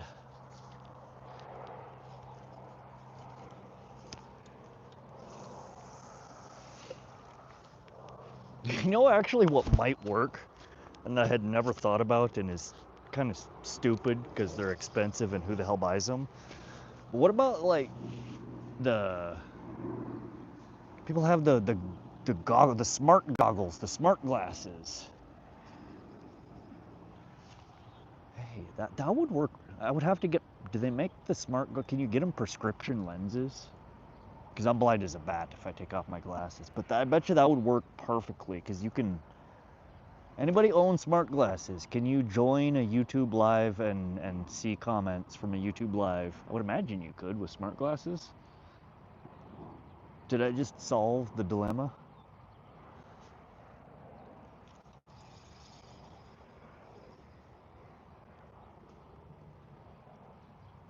Josie says my popper is one from Walmart. I can't remember the name. It's like a weird Chinese like name, like Yamakoto or something. I have a green one. It kills it. Okay, Josie. Yeah, post. It sounds like you started posting some more content with your catches. Next fish you catch with it, snap a picture of it and post it. I'll check it out. Within 2 days, striper fishing, lost 10 brand new lures, reading chat, conquered God.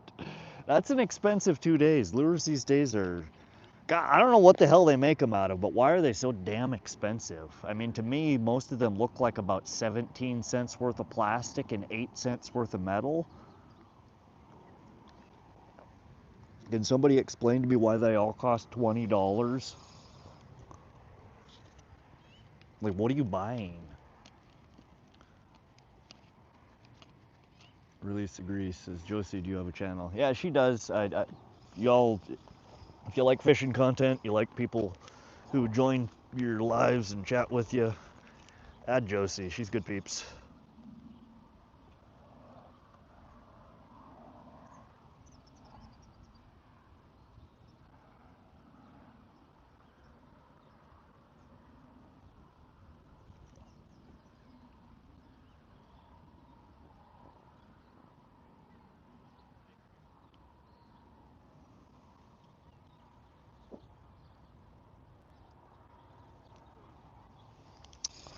Oh my lord.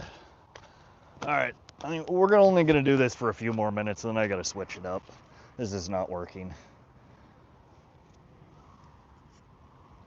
I'm just feeding the bluegill at this point, like I've been doing all day.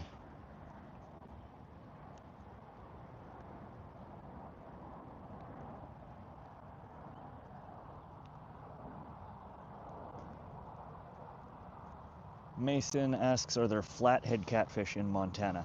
I never thought there were, but there might be in eastern Montana. We have a lot of species in eastern Montana that don't exist in western or central.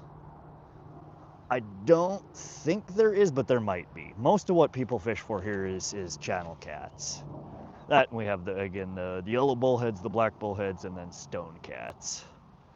Those are the only catfish that I'm aware of. But I'm surprised sometimes with some of the things that people pull out of water bodies in eastern Montana and how big they are. I don't know what the hell it is about the water bodies in eastern Montana, but they grow some crazy fish over there. That makes me real jealous. Josie says, I haven't went live yet, but will be soon. Posted a couple cool pictures and hunting videos. Mary Turner says, that's okay. I'd like to sub to you, so if you ever go live, I can check it out. Yeah, y'all hop over to Josie's. Josie, you should drop your @ I don't know. Some chats you can right click on the person's name and go to their channel. Other lives you can't, and I don't know if mine is set up for you to do that or not. So just drop your @ in there. Outfish, welcome, welcome. How you doing? I saw you caught some pretty nice walleye there, bud. I'm jelly. I'm over here catching dinks out of my pond. I want to catch some walleye. Looks like you've had a little bit better luck last couple of days there. Mason says, I wonder if there's any saltwater fish in landlocked states in freshwater. Obviously, it wouldn't make sense, but there has to be some. Well, so we have, in certain water bodies in Montana, people say you can catch steelhead, for example, which is a landlocked version of, or a saltwater version of a rainbow trout. I've had a lot of people argue, though, that there's no navigable path from the ocean to Montana, but I would imagine that there is that. And again, birds carry fish and eggs crazy distances sometimes.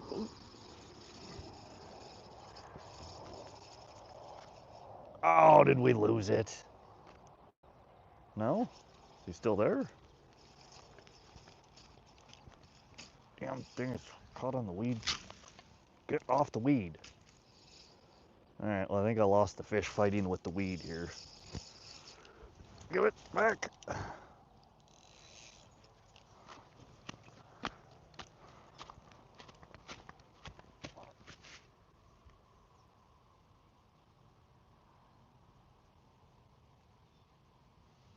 Josie says, I don't know what my @ is.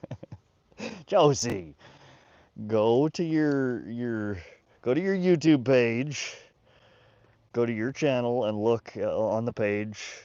What @ does it say? You got to know your @ You got to know how to tell people what to look for.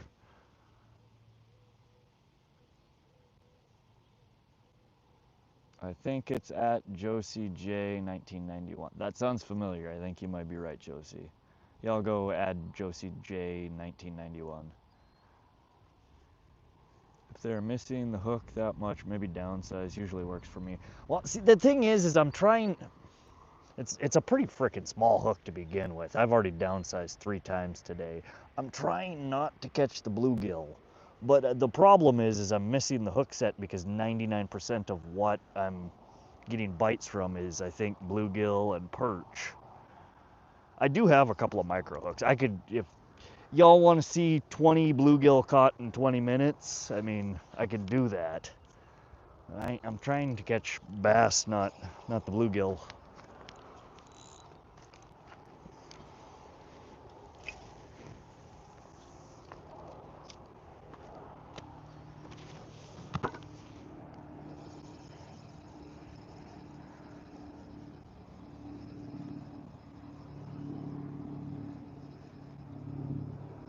That's the problem with this pond is it's absolutely overrun with complete dinks. So you're weeding through every cast. You're presenting your bait to 100 little tiny fish and hoping the one decent sized one comes in, spooks them all away, and grabs your stuff before they swarm it. Again, that's why I usually try and bottom fish here. It's just been so warm out that the dinks are all on the bottom too.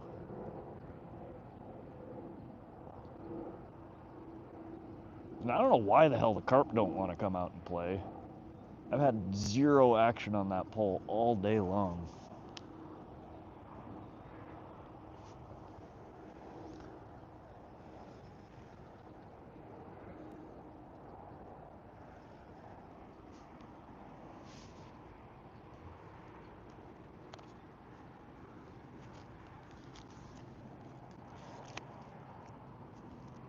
There, I mean, it's just every time I let the lure stop, something grabs it and starts swimming away. But it's just these itty bitties, and I'm either setting the hook too hard, or they're just grabbing the worm, not the hook, and swimming away with it.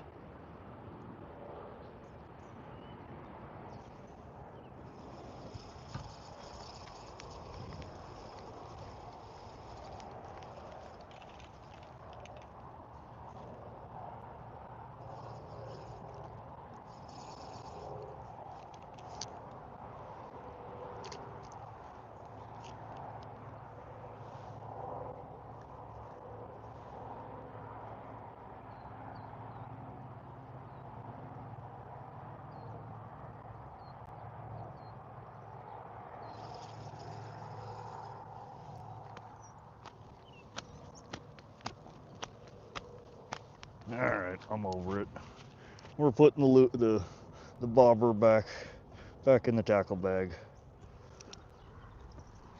You have only managed to catch us dinks. We're not having it.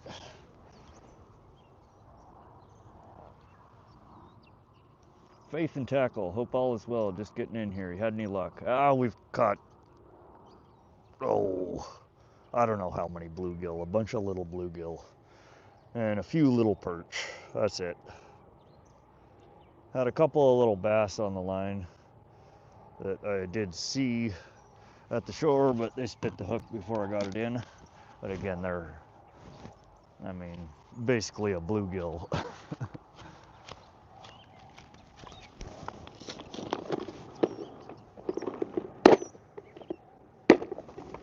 Oh, we're gonna see what else we got in the bag here that looks interesting.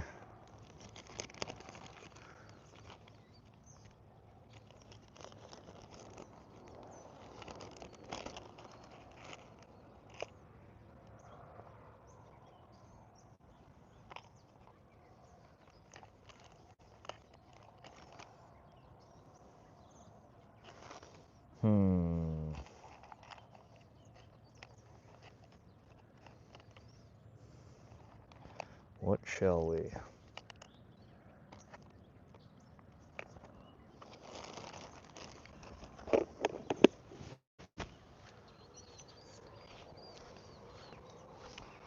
We're gonna try a little swim paddle tail jig here for a moment.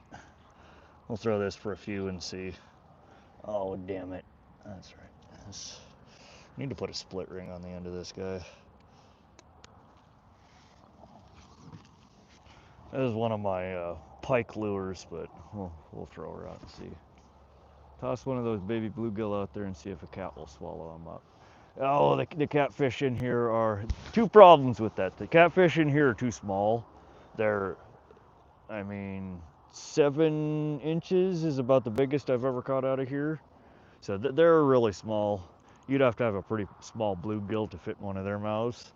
That, and in Montana, it is not legal to fish with bluegill as a live bait or a dead bait. You will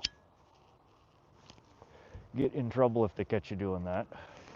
Not only that, but live bait in general is not allowed in this water body. It's not allowed in Central Fishing District of Montana at all.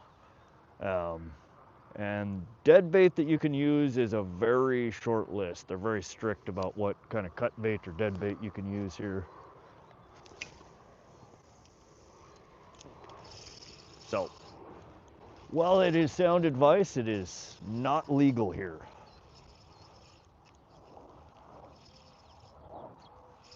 Don't ask me why, I don't make the rules. Because you drive an hour from here into Eastern Fishing District, and you can fish 6 poles, 6 hooks, you can use live bait, you can, it's just all, basically the rule book goes out the window an hour from here.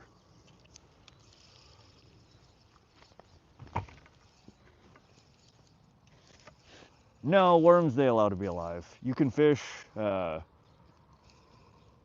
oddly they allow worms, so night crawlers, mealworms, maggots. You can fish with live amphibians? Who the hell fishes with live amphibians?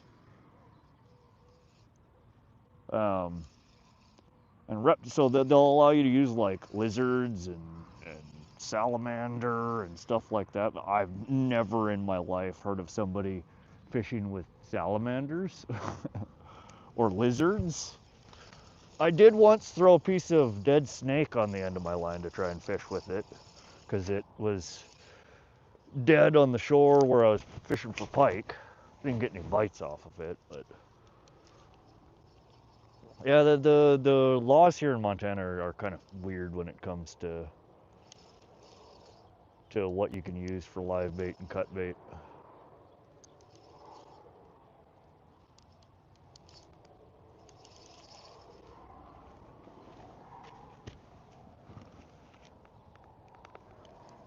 Faye says, dang, didn't know that is completely different in Virginia. That is what I love about YouTube, is we can learn things from each other. Yeah, it's honestly, that's one of the most interesting things that I've found since I started joining people's live fishing streams. It's just how wildly different the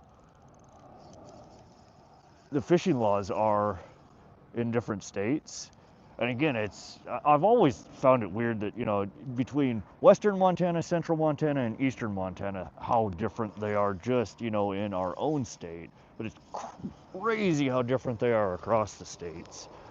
One of the streamers that I watch is Skipjack Cindy. And she's down in Tennessee. And I want to say one of the first lives of hers that I joined that we were chatting, she said that they allow 99 poles in the water there. And that just kind of blew my mind. What the hell, 99 poles? I mean, that's got to be a law for people who set, like, set lines.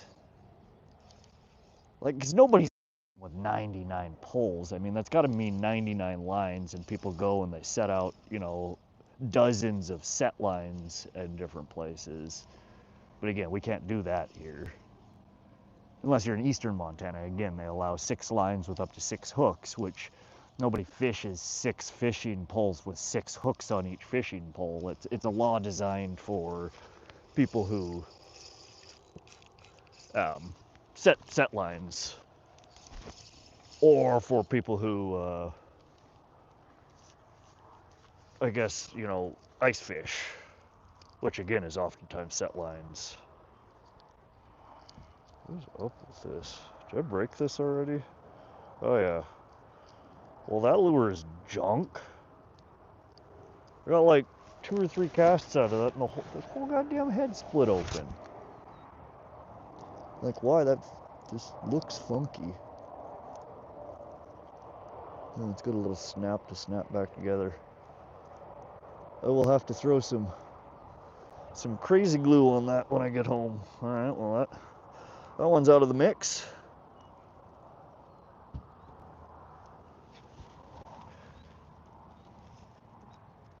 Eel is awesome saltwater bait.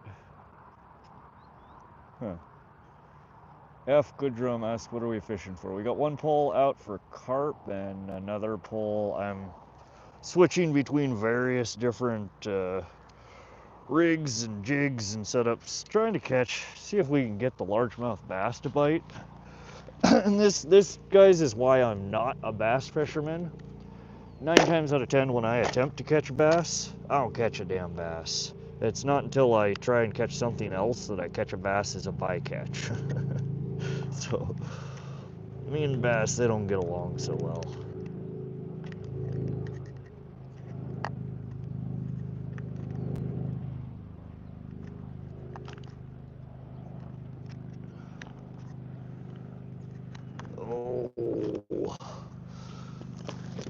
What is something I've never thrown at bass here? Let me think.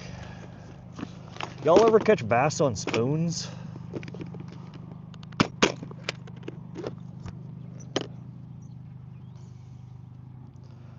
It's one of the few things I've never really thrown at them down here is spoons.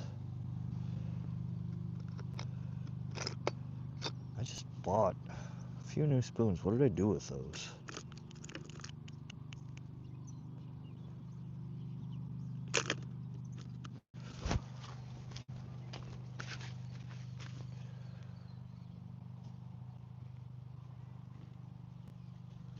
Hey guys. Chris Simmons, what combo are you using? Oh, I'm switching to something new right now. I was throwing a jig, but a search jig, but the head busted in half. Garbage.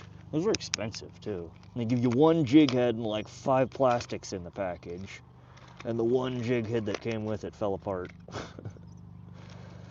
Garbage. All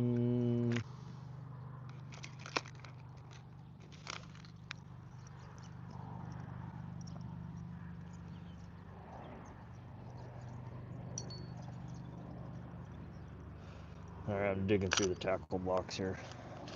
Did anybody answer? Do y'all ever catch bass on spoons? So, okay. A donkey rig, I know, man. What carp bait do you use? Release bread dough dipped in strawberry jello powder. Works real good when they're biting. This pond is absolutely sucked for bass or carp fishing this year. I feel like all of them have died.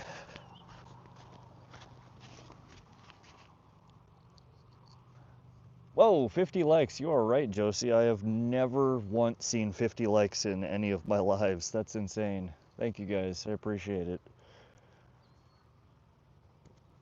Only vertical jigging have I caught a pass. Vertical jigging the spoon. Yeah, we can't really vertical jig here. Yeah, that's crazy. Y'all are killing my live today. My first live today that I did.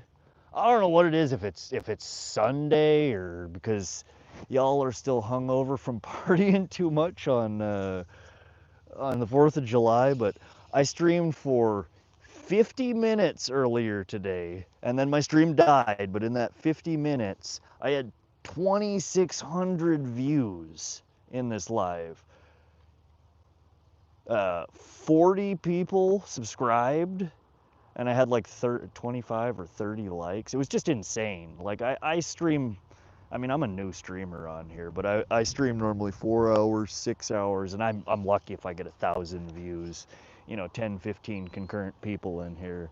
And in 1 hour today, less than an hour, y'all broke every record that I've had, in my month of streaming. It was just absolutely insane. I think today I haven't checked it since I started this stream, but before I started this stream, 68 new subscribers today, which again, it took me 2 months to get 100. And that's weeds. And in 3 hours today, I got, a third of what I already had. Absolutely crazy. It's been a good day streaming. Y'all are awesome. But it looks like my stream is way more stable down at this end of the pond for whatever reason. I got 3 bars here. That's the problem I've been running into with my streams here is I set up the stream and it's good for a half an hour, 45 minutes, and then it just tweaks. And then everybody goes away, and then it takes half an hour to get, a decent amount of people back in here. But this stream's been good so far tonight, other than I let the battery in my my camera die once. We got her figured out though. But y'all who are joining, actively participating, and sending people in here, you guys are awesome. I appreciate it. But above all, I hope you're actually enjoying hanging out and watching me today catch dinks. I'm still searching for some good spots to bring you guys to live stream. I really would like to find a good pike hole to bring you guys to.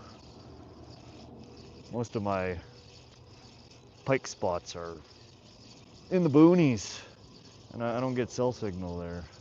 So we're looking. A couple of close spots that I have for pike they haven't been producing well this year. Oh, I got weed beds.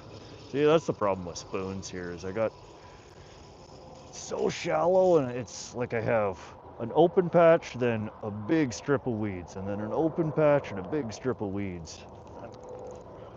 Unless I'm fishing just pure topwater, it's hard to get anything but a, weedless setup through it or over it. These spoons sink too much. Guess I could try holding my pull tip up and retrieving a little faster.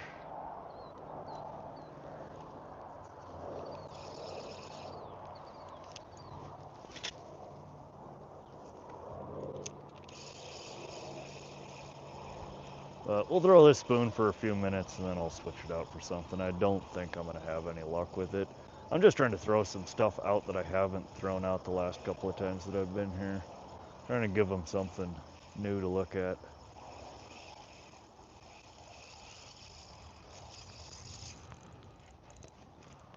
Oh, these weeds.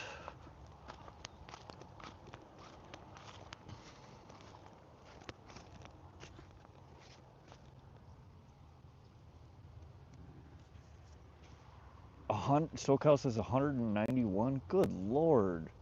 Rent a Ghost. I hit 1,000 yesterday. Subscribers Rent a Ghost? That's awesome. Release says I spent a whole weekend putting a new roof on my grandma's RV. Yeah, I have so many projects like that I need to do, but I'm fishing instead. Sometimes you just gotta go out and relax and enjoy yourself.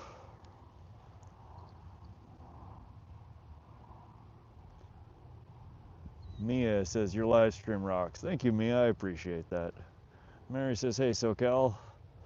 SoCal says, hey, Mary, throw a weedless fluke at those weeds. Just bare or on a jig?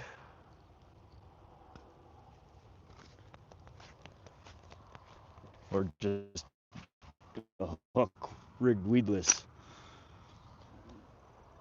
I need some weight. The fluke doesn't weigh anything.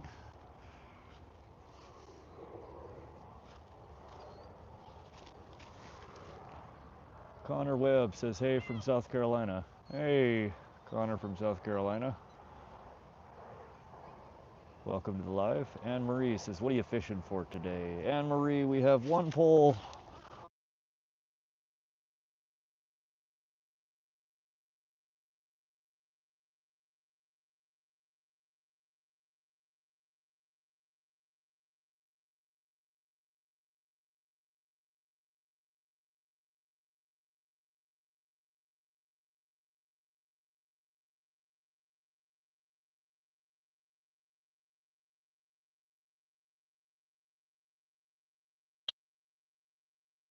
Maybe you can cast a fluke far. Well, I'm not good at casting flukes far.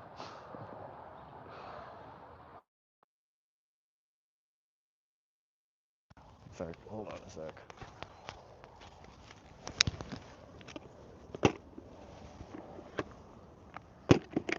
Let's see. We'll see if we can rig up a fluke. I don't think I have very big ones with me. I do think I have.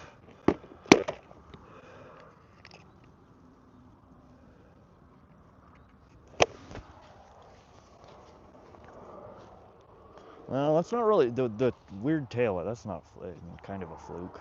That's the biggest one that I have here today, I think. Oh, let me check. So this is my problem. I fish bank fishing sometimes, and I fish boat fishing, and I just fished from my boat 2 days ago.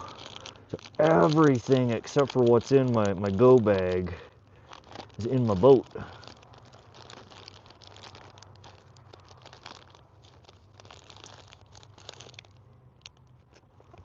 Yeah, this what I'm holding in my hand is a Yum breaking shad.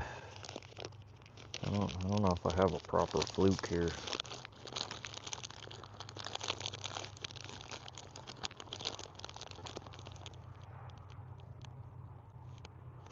Got some tiny Pro Series twitch tails. Got stuff for a wacky rig. Got stuff for a Carolina rig. No good flukes. SoCal says audio is tripping. You're being weird? Oh my. Still being weird? Let me know. Holy crap, I still can't believe 52 likes. Y'all are crazy. That's awesome. Alright, well I guess we can try.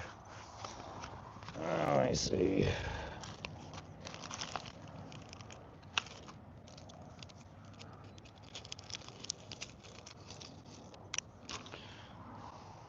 You know, I guess I could. I do still have. This will make SoCal happy. Should we try his donkey rig here? Oh wait, whoa. How did I just undonkey the donkey rig? What happened? Oh, that's what happened.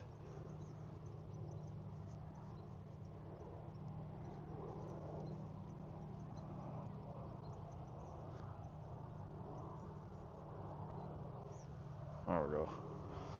There's our donkey rig. Which one of these guys should I switch out with the Yum? Front one or back one, you think bigger?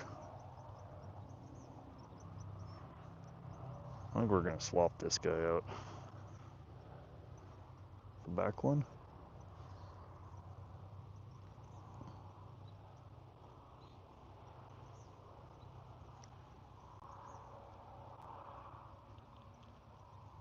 Yeah, that's what I'm doing. This is the back one.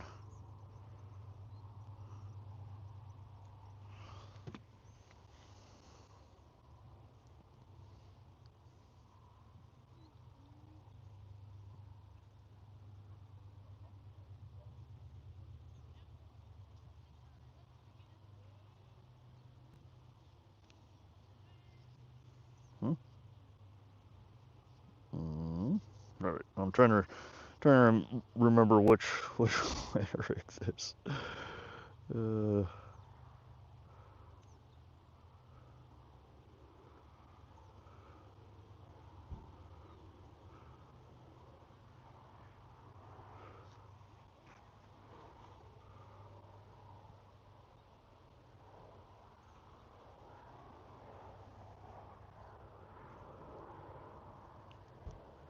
Oops.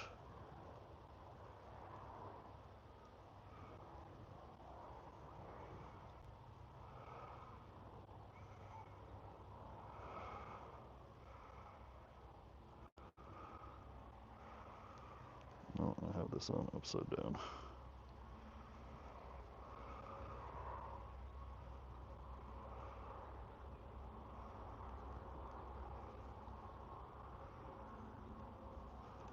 So how was everybody's 4th? Y'all go out there and blow some shit up? I went fishing. That's what I did for the 4th. Better than fireworks in my book.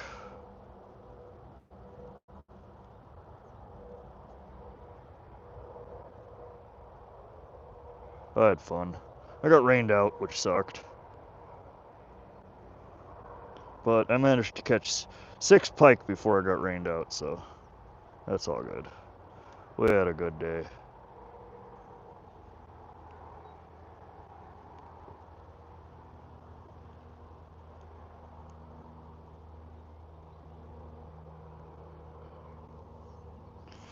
Alright, let's try this again.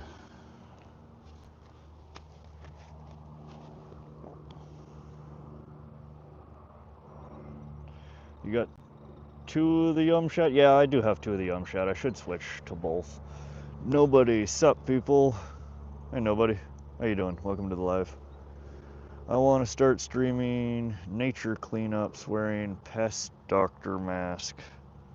I don't know what a pest doctor mask is, but I'm all for the nature cleanups. It's one of my biggest pet peeves, going to fishing places, and this place drives me crazy. I used to, every time I came here, I would spend the first 30 minutes that I was here walking up and down the bank here, just this front bank that most people fish from. You know, you'd pick up an entire kitchen-sized trash bag full of crap every time. And I don't mind doing it to a certain extent, but it drives me crazy that I'll come here one day, and again, I spend first half hour I'm here fishing. I fish, and by the time I am ready to leave, there's trash all over. Everybody that's been here fishing with me just leave shit the whole time I'm here. I can't stand it. It just drives me crazy. It really does. I don't understand how people can be so inconsiderate.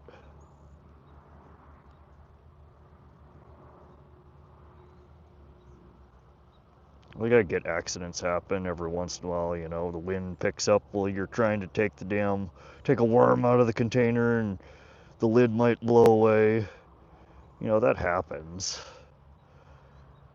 But people with their drinks, their chip bags, I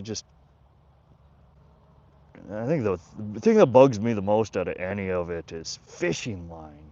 What is with people? You get a snag and leave 100 yards of fishing line bound up in the weeds and all over just tangled up in everything. I can't stand that. It irks me to no end.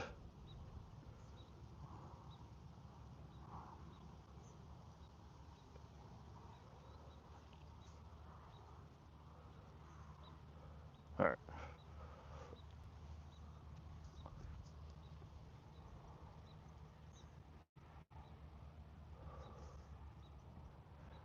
Mason says I was fishing today too. Certainly better than sitting there and watching some fireworks. Yeah, for real. I like watching fireworks, don't get me wrong, but there aren't a whole lot of things in my book that I would rate above fishing. I know that's kind of ridiculous, but it's the truth for me. I don't know what it is about fishing. I find so relaxing, so enjoyable. Although, uh, so I've mentioned it a couple of times on my stream recently that I got a underwater camera, right?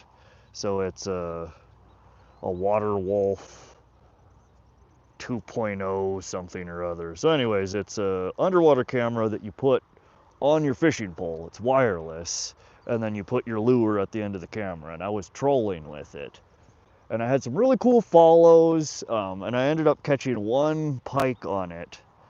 Last catch I made that day, well, it was just pouring rain, and I was like, I need to catch 1 fish on this dang camera before I leave. So I ended up catching 1, and I was watching the video back, and I don't know how else to put it, but it kind of traumatized me.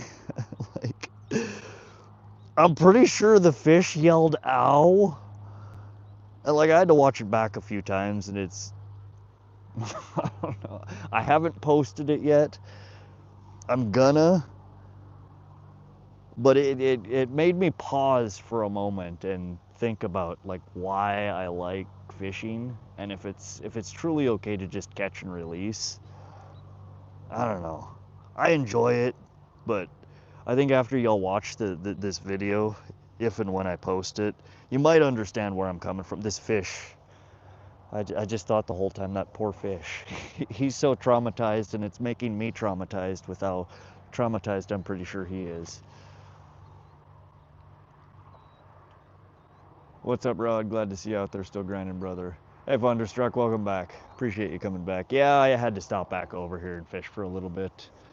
All I've caught is frickin' bluegill. where SoCal convinced me to throw a donkey rig here, so we're gonna toss this out here for a little bit. It's a cool rig, and I feel like I should be able to catch some bass on it. He catches bass over there in Cali with it, but I've only fished it a couple of times, and I haven't had any luck with it.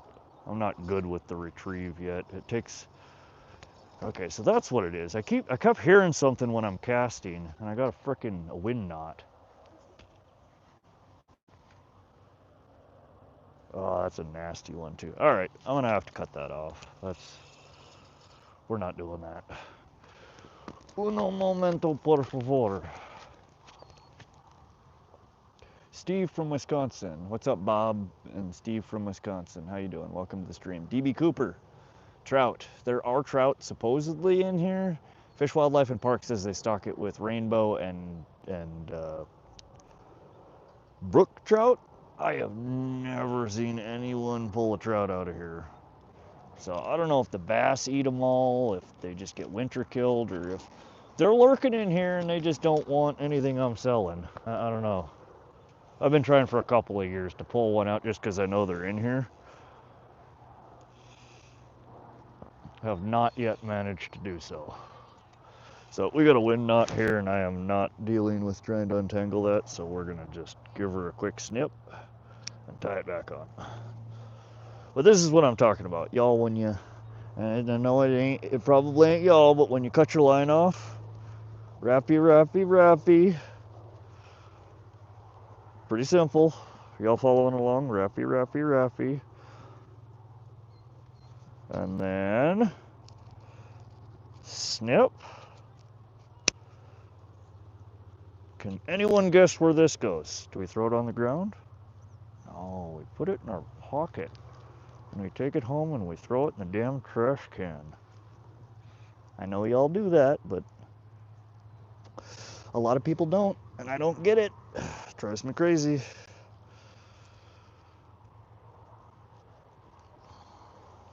Anyways, now that we've got the Smokey the Bear moment out of the way, we can get back to attempting to catch some fish.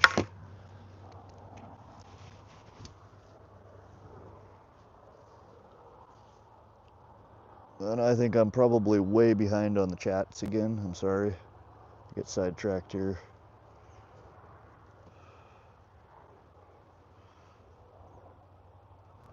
We're gonna tie it quick. I know y'all use Palomar and fisherman's knots and all sorts of fancy knots, clinch knots, double clinch knots. I use a uni knot for almost everything unless I'm snelling a hook. But instead of putting it through the eye once, I always do twice. And it seems like it has really, I've never had my line break at the knot. I usually pull split rings, or my line itself, snaps somewhere in the middle of the line. It's just one of those knots. It's one of the first ones that I learned when I was starting to fish years ago. And it's stupid simple to tie. And I can tie it when it's windy, when it's sunny, when I'm half paying attention, when I'm fully focused. It's just an easy one to tie. Everybody's got their preference. In the pocket. All right, let's try this again. Howdy, Josie J, Justin. Sorry, I'm gonna try and catch up on chat here. I built a little platform with sand wheels and all to carry them trash bags out. Nobody, that's a good idea. Honestly, I bank fish a lot. I've been thinking about building like a little cart to carry some tackle on, a cooler, my bags, maybe even just to mount the camera to. Just a kind of a setup with wheels so I don't have to lug everything around. Would definitely make it easier, especially if I had like some big chunky tires on it so I could kind of off-road 4x4 with it. But then I could have a trash bag hanging from it. And it would make it a hell of a lot easier to pick up as I go.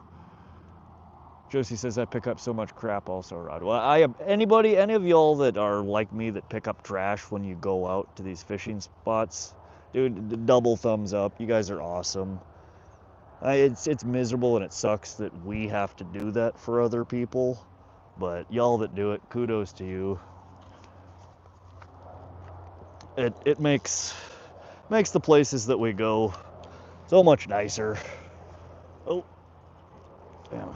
I almost plunked the donkey rig on top of the beaver over there. It's about time for them to start smacking their tails on the water.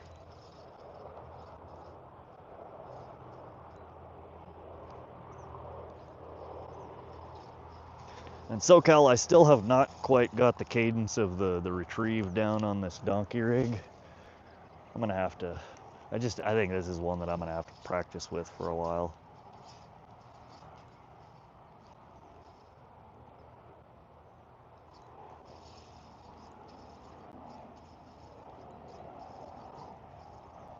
I honestly sometimes wish I had like a swimming pool, you know, that I could go to and practice so you could see really well what your lures are doing, how the retrieve, like how what you're doing to the pole affects the action on, you know, how your lure's coming back in the water. So much of it, like right now, I can't see what the hell it's doing until it gets, you know, 5 foot from the shore. I just have to assume.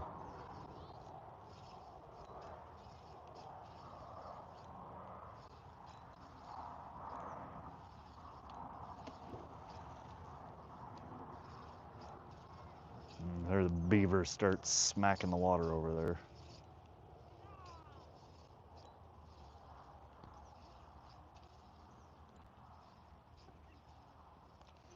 Yeah, see guys, this is the problem with lure fishing. What I don't like in live streams is I'm over here next to the water, y'all are way over there, and I can't read what anybody's saying. I can't respond to what everybody's saying. I feel like a lot of people leave because of that. They prefer, you know, me actually talking to them, not just talking at them. What do y'all think? Do you prefer somebody that's up answering, responding to every comment, or just occasional comments? Or do you not care about the comments at all? You just want to see me catch some big fish? What do you think? That's a poll I should put on my page, on my community post. Really curious what people think. I know that the streams that I like are usually more so when the streamer is more engaged with the audience. Like that's one thing that Skipjack Cindy and Travis, they're really good at. They interact with nearly everybody. They respond to every chat, or at least try to. And I think that's why her room gets so many people in it so consistently.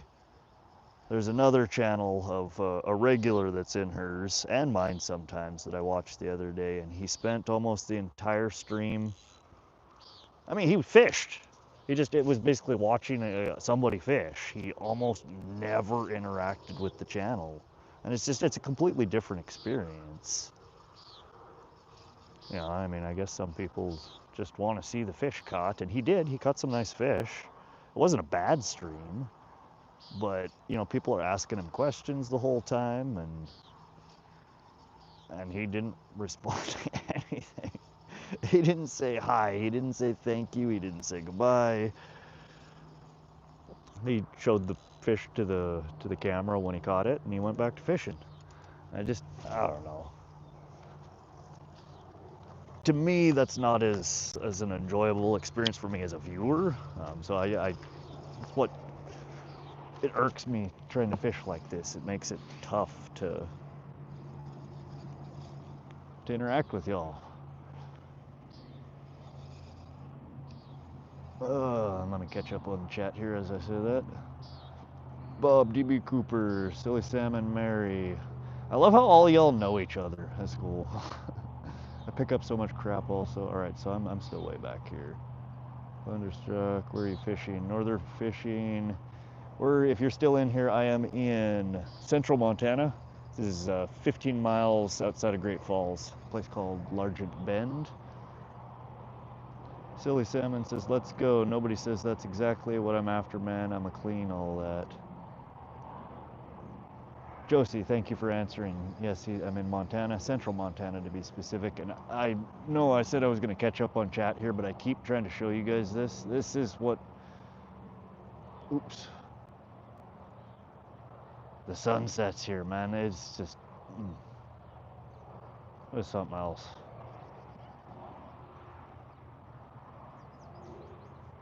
Such a pretty view. Sorry, we're taking a momentary break from the fishing so I can show you the gorgeous sunset that I'm looking at every time I fish here at night.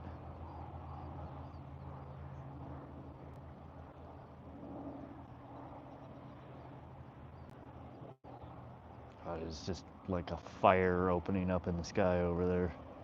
Almost looks like lava. So pretty. Anyways, back to your regularly scheduled programming. We are not catching anything.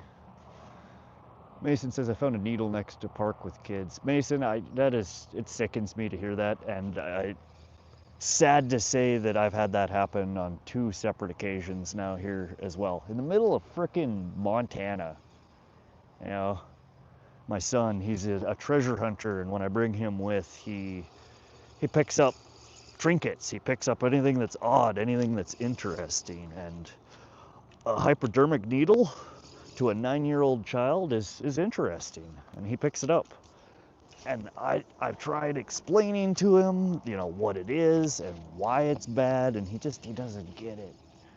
And he keeps picking them up twice. I've had to take, you know, and it just, ugh, makes me sick thinking about it. Thunderstruck says, I'm always picking up trash and line left from others. I hate that people don't stick to leave, only shoe tracks behind when you leave. That's my sentiments exactly. Like, again, mistakes happen. We all lose some shit from time to time. We're not all perfect, but I try to, again, pack out everything I pack in, and I like to always try and take out more than I take in, because so many people are so inconsiderate and don't.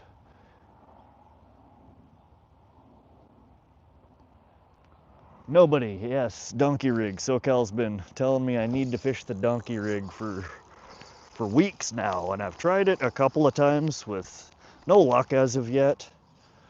I finally did bring a couple of decent sized flukes. The flukes that I was trying to fish it with before were just mini. I mean, these little guys, 3 inches, I think, maybe 2.5 inches, and there's just not enough action on it. So I'm trying again, but I'm struggling. Caught up in the weeds here. I'm skipping past BW. Welcome everybody that's joining. I apologize if I have not got to your comment. I'm failing miserably at trying to multitask here. What's up, Thunderstruck? I've been on one of your lives before. Yeah, that seems like the live streaming community for fisher people, whatever you want to call it, anglers. We'll go with that word, anglers. The live stream anglers. There's a lot of us know each other. A lot of us join each other's live streams. Half the time, I think nearly everybody in these damn live streams is also a YouTube streamer, which is kind of weird, but also kind of cool at the same time. I don't know. I don't care if y'all stream or not. I just enjoy the company, and I like checking out other people's live streams as well.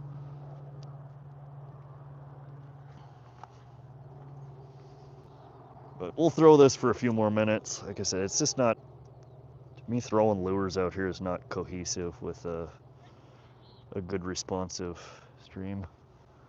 I'm trying though. I just am always consistently behind in what y'all are saying.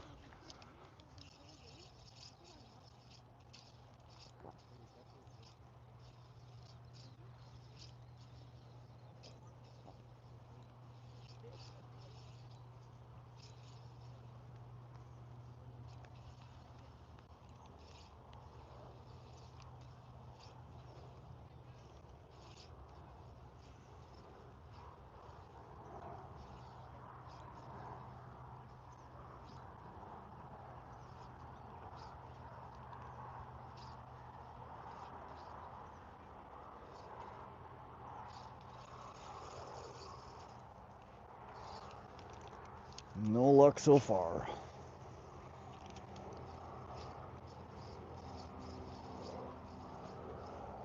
I don't even think I'm on camera right now.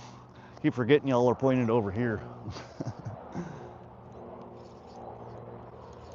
Next time I gotta put my carp line out the other direction so I got more of a path to cast where you can see me instead of me hiding off a camera casting.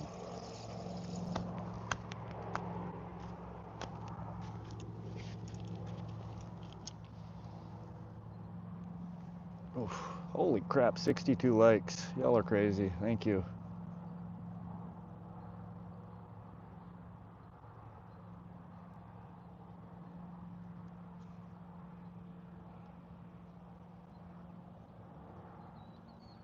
Hooked up on New Brunswick. Hey people, welcome to the live. Everybody that's joining that I have not yet said hello to, thank you for joining. Hope y'all are having a great weekend. The first comment you drop on a channel is asking for a mod. You put yourself on a never give mod to me list. You're pretty much right, SoCal. Normally the people who are wanting to be mod are usually the last people that you want to give mod to. I mod people who are consistently in the channel and who are nice to people, who are informative with people. You know, if I'm away from the camera, if I'm trying to do something, they answer the basic questions like, where are you from? What are you fishing for? They help out the stream. Somebody who's just coming in asking to be a mod and not really acting like a mod or being, you know, helpful, not likely I'm gonna give a mod. But again, so far in my streams, I haven't really needed a mod. Y'all have been very mild-tempered, and I've had a few trolls in here, but for the most part, no real drama, which I love. Silly Salmons, God, how far back? Good Lord, I'm like a year back here. I am so sorry for all these comments that I am missing. SoCal is deleting a bunch of crap. I have no idea what's even going on. Okay, please listen to SoCal. There's no reason for. As I'm saying, thank you for the no drama. I'm scrolling down and seeing that there is drama. Aaron loves YouTube and sports was hidden. Yeah, again, I trust my mods that if y'all are being buttholes, he will show you what we do with buttholes. Don't be a butthole.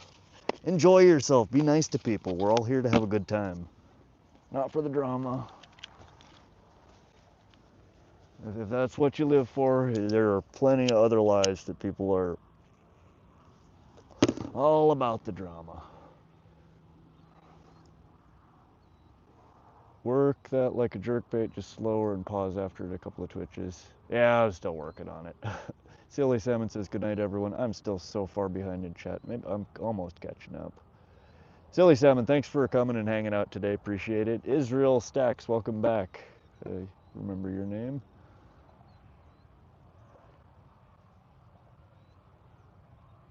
Lots of trolls come bouncing through lives. I surprisingly haven't had very many. I've had a couple. One was pretty fucking funny in my opinion. He was being a dick, but it made me laugh. I find it funny how hard people try to troll, to get a rise out of you. And it's more amusing to me. Again, as long as it's directed at me, y'all go for it. Troll away. You think you're gonna hurt my feelings? Good luck. But just don't be rude to other people. There's no reason for that. You want to try and troll the streamer? Go for it. Don't pick fights with other people in the chat. Israel, any luck? Just bluegill and perch. Jim Peacock, new on here, just subbed. Welcome to the live, Jim Peacock. Appreciate the sub. All of y'all that are giving the thumbs up and subs and commenting, thank you. You are what makes the lives worth having.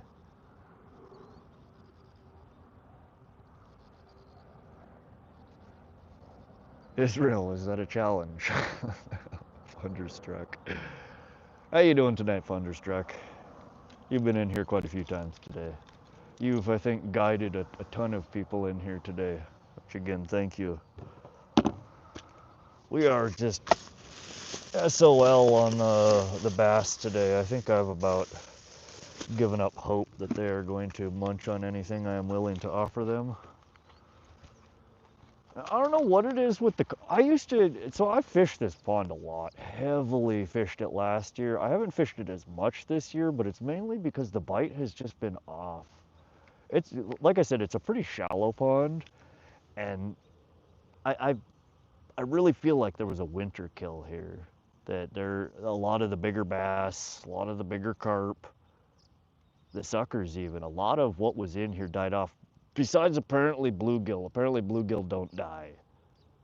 This There's nothing in here but frickin' an army of undersized bluegill. Silly Salmon says, Jim, I'm going to bed, but it's all the people in here are 100%. Yeah, we've had really good folks in here today, for the most part. Whoever, SoCal, whoever you just had to mute and smack around a little bit. That's really the only drama we've had in here today. Thunderstruck says, I'm good, brother. Hope to get back out tomorrow or Tuesday. I blew a tire on my truck, so trying to get that taken care of. Man, that sucks. I need to, you remind me. I keep reminding myself every few days, I need to get new tires on the front of my truck. I just put new tires on there last summer, but I live 15 miles out of town, and I drive to town once in the morning to drop the girlfriend off at work, and then I drive back home because I work from home. And then I drive back to town to pick her up from work, and then I drive back home. And then oftentimes we'll drive back to town to eat dinner or go to the grocery store. So every day it's 2 to 3 trips into town and back. And both ways have like the curly on-ramps. And I'm driving a half-ton truck, and they're not off-roading tires, but they're also not highway tires. They're pretty big, knobby, thick rubber, and oh my lord, I wore down my front tires are past the treads. I'm like into the innards of the tire on the insides, and I'm fairly certain it's from the curves, the on-ramps and the off-ramps. I've only put 30,000 miles on them, and they're shot, just completely shot. I kicked out the dude that was spamming asking for mod. That's fine, SoCal. Yeah, like I said, I prefer not kicking when possible, because even an annoying person in his stream is another person in the stream, and YouTube metrics are all about the numbers, about how many people are in here, how long they're in here. So I would prefer to just mute them, let them hang out. But if they consistently are being buttholes, feel free to kick them. Just try to I don't know, try to be nice about it and not ban them if you don't have to. But again, I trust y'all's judgment. That's why I made you mods. All right. I didn't see the whole thing. I skipped past a whole bunch of crap because I was like 3 years behind in chats. But I saw the basics of it. Yeah, you were more than within your. It was more than appropriate to get rid of him, which is unfortunate. I don't know why people got to be like that. Those are the type of people you give mods to, and then they start banning everybody and causing drama, and oh, it's just nonsense.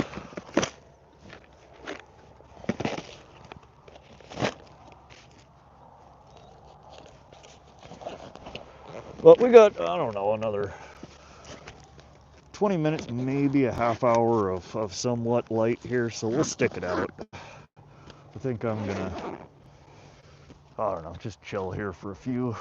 I've been blabbing and fishing for the majority of the day.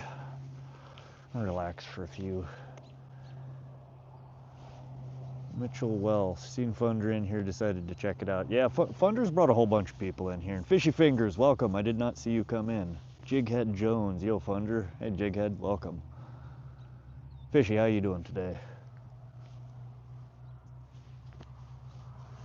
You join, Fishy, I think you've been in almost every at least every day that I stream, you always seem to pop in. I appreciate that.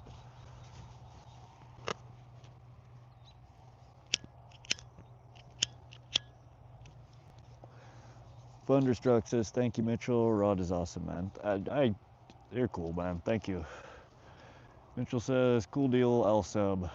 Appreciate the sub. Mary Turner says, Justin's awesome. Yeah, he's been really nice today. I don't know how many people you've guided into this live, but I was talking about it earlier. 2,600 views I had in the first 50 minutes of streaming today, and that is just crazy to me. I've had, I don't even know what it's at now. I'm kind of, I don't even want to look. I'm curious, but I had in the first 3 hours that I streamed today that you hung out and you were guiding people here, I had 68 new subs.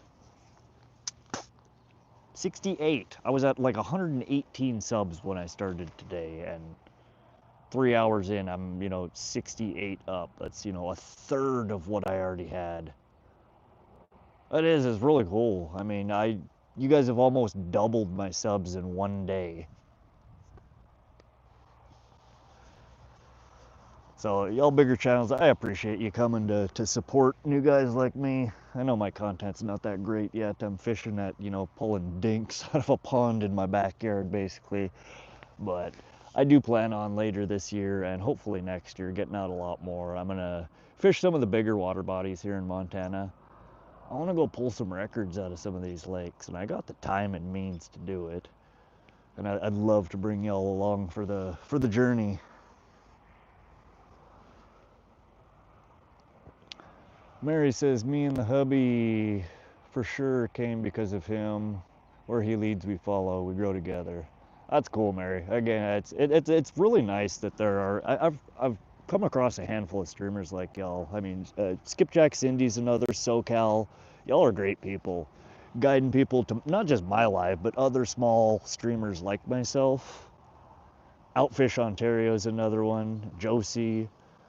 But yeah, kicking people my way, and I'm just glad you guys enjoy the show. One of these days, I promise I'll start catching some real fish for you. I've been at it for such a short period of time, I have not yet scoped out enough good places with strong signal. That's the biggest problem that I've run into, is most of the places that I fish out here in rural Montana, there is no signal, or one bar, or like most of the pond here. It varies between 1 bar, 2 bar, 1 bar, 2 bar, and my stream crashes constantly. This particular spot, it's the same pond I've been streaming from all day, but it's got 3 bars. I found a spot with 3 bars, so I parked it here. Mitchell says, gotta get up at 4 a.m. Y'all have a good rest of your evening. Thanks for joining, Mitchell. Have a good night. We need 2 more to get him to 200. Hit that subscribe if you haven't already. Holy crap, 198 already? Peer brother, at least you're doing lives. I'm trying, fishy fingers. Again, once I figure out a few more spots that I can get good signal from, I'll hit them up more often. I'm just, you have you have good spots, good fishing spots that have crappy signal, or you have crappy fishing spots that have good signal. I'm trying to find a good fishing spot that has good signal, and I'm just, thus far, I'm striking out. Mitchell Wealth, Montana, hell yeah. Oh, I love it here. Montana's great. As long as, if you don't mind, living in a rural place, it's one of the most beautiful places I've been in the United States. I mean, there are gorgeous places in every state, I'm sure. But the wildlife, the scenery, I don't know, just the openness and rawness of the land around here, it's like nothing else I've seen. Josie says, definitely kicking butt on here today. Yeah, it's something else. I've had a wonderful day on here. Fishing community on YouTube have created the outdoor community together. Jim Peacock, you're right. I mean, it's so many people on here. It's wild to see how well, the fishing community, the streamers, support everybody else in the community. It's crazy how many of you people know each other. And then I go into somebody like Skipjack Cindy's stream and I see half the people that are in mine. And then I go into Outfish Ontario and half those people are in his. And And now I got a whole bunch of new people in here today that sound like y'all have your own community that I haven't seen a whole lot in any of those lives, or at least if I have, I haven't noticed it.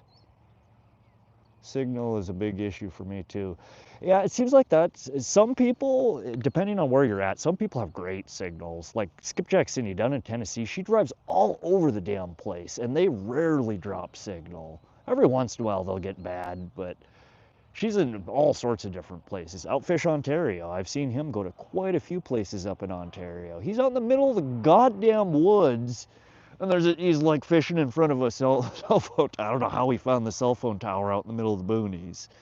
But that's what I've been looking for, is I'm trying to find a way to essentially overlay a cell signal map on top of, Google Maps or something, to where I can look and find good carrier signal for one or more carriers that are in, my general area. Most of the cell phone signal maps, they lack the detail on the waterways.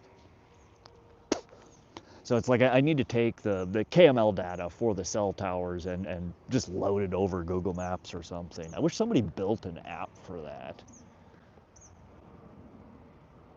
Jighead Jones says, I do kayak lives and it's tough finding a good signal at times. Yeah, they're what is the channel? I was watching an interview the other day. Fishy Things, I think, is his channel, and he interviews a lot of other fishermen. And the guy that he was interviewing, again, he fishes from a kayak, but he said that he carts a Starlink Mini with him, mounts it on the back of his kayak, and powers it from, a series of batteries that are just solely for that in his kayak. I think is what he said. But I looked into that and oh my Lord, I mean, you could get 50 gig of data for $50 a month, which isn't incredibly bad, but if y'all stream, you know how quickly that data, 50 gig is a drop in the bucket. If you streamed a couple of times a month, it would be perfect. But if you stream any more than that, you end up, I mean, you're going to spend hundreds of dollars a month in just data trying to stream, which is fine for the bigger channels that are, actually making money. Or channel, people that are just independently wealthy and don't care. I mean, it's not that I can't afford it. It just seems crazy to me. I got to come up with something better. I did read, though, which is interesting. And again, I'm falling way behind in chat here. Outfish, welcome back. I was just talking about you, bro. Welcome back. Crappy Man Jigs, I'm scanning through chat here. I'm so far behind. Welcome back, Crappy Man Jigs. Black Wolf Outdoors, you also look familiar. Peter Coops, welcome. NJ Fishing Maniac is a good one too. Name looks vaguely familiar. Heather Lanscrow, hi, new subscriber, new here. Welcome, Heather, thanks for the subscription. I'm still fishing. There's one pole in the water. I'm kind of winding down here. I've been fishing all damn day and have had luck. We caught a bunch of fish, but they're just all dinks. Crappy Man Jigs, Outfish. Outfish is good, peeps. If y'all enjoy fishing streams, Outfish is a good one to go check out. He's up there in Canada. And I was just talking about how, I don't know how the hell you find the one stream that I was watching you, I don't know, it was last week sometime. You're fishing in front of a freaking cell tower on a lake or stream that looks like it's in the middle of nowhere. Like it's just the great outdoors and a 150-foot cell tower. Like that's what I need to find, is spots like that. Oh, and those of you, I've mentioned this a couple of times today, if you are a streamer and you do stream fishing related, outdoor related stuff, I don't have time to click on people's profiles while I'm streaming. Hop over to my channel, leave a comment on any of my videos, short, whatever, and just let me know that you're a streamer, and I'll click it, I'll find your profile, and I'll follow you as well. I love to watch fishing streams when I am not fishing. Sometimes I watch them while I'm fishing, Mihar Raymond, welcome back, Mihar. How you doing?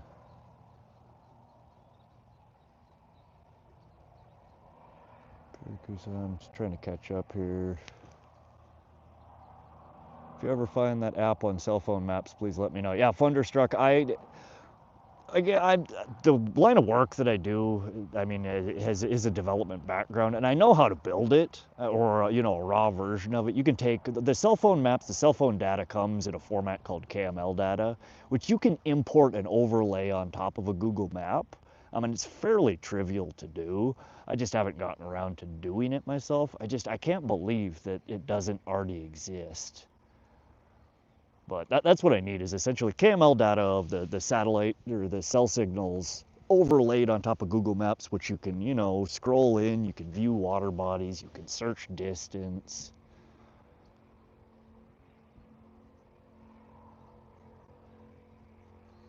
Okay, you all watch Fishy Things. Yeah, he has some interesting interviews. But yeah, the guy that I forget who he was interviewing the other day, but he had, that's what his setup is a Starlink on his kayak, and it's the perfect setup. It's prohibitively expensive, I think, for most small streamers. That, and then there is the complexity of powering it. Even the mini, I don't know what the exact draw is off of it, but it's not light. It would take some substantial battery, some juice to be able to run that all day.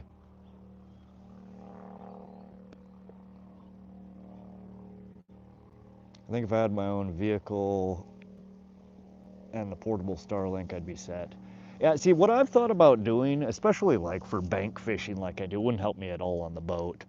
But because I am in such a rural area and I run into cell signal problems just in general, I've been wanting to get a cell signal booster on my truck. They're, you know, 800 bucks, $1,000, and it's just kind of like they almost look like a tiki torch. You see them truckers driving around here all the time with them. They're, you know, a black pole and just kind of like it looks like a cup holder on top. And you mount them on, you know, your toolbox, or sometimes I've seen them suction mounted on the back of the truck. But again, they have a fairly large battery draw on them as well.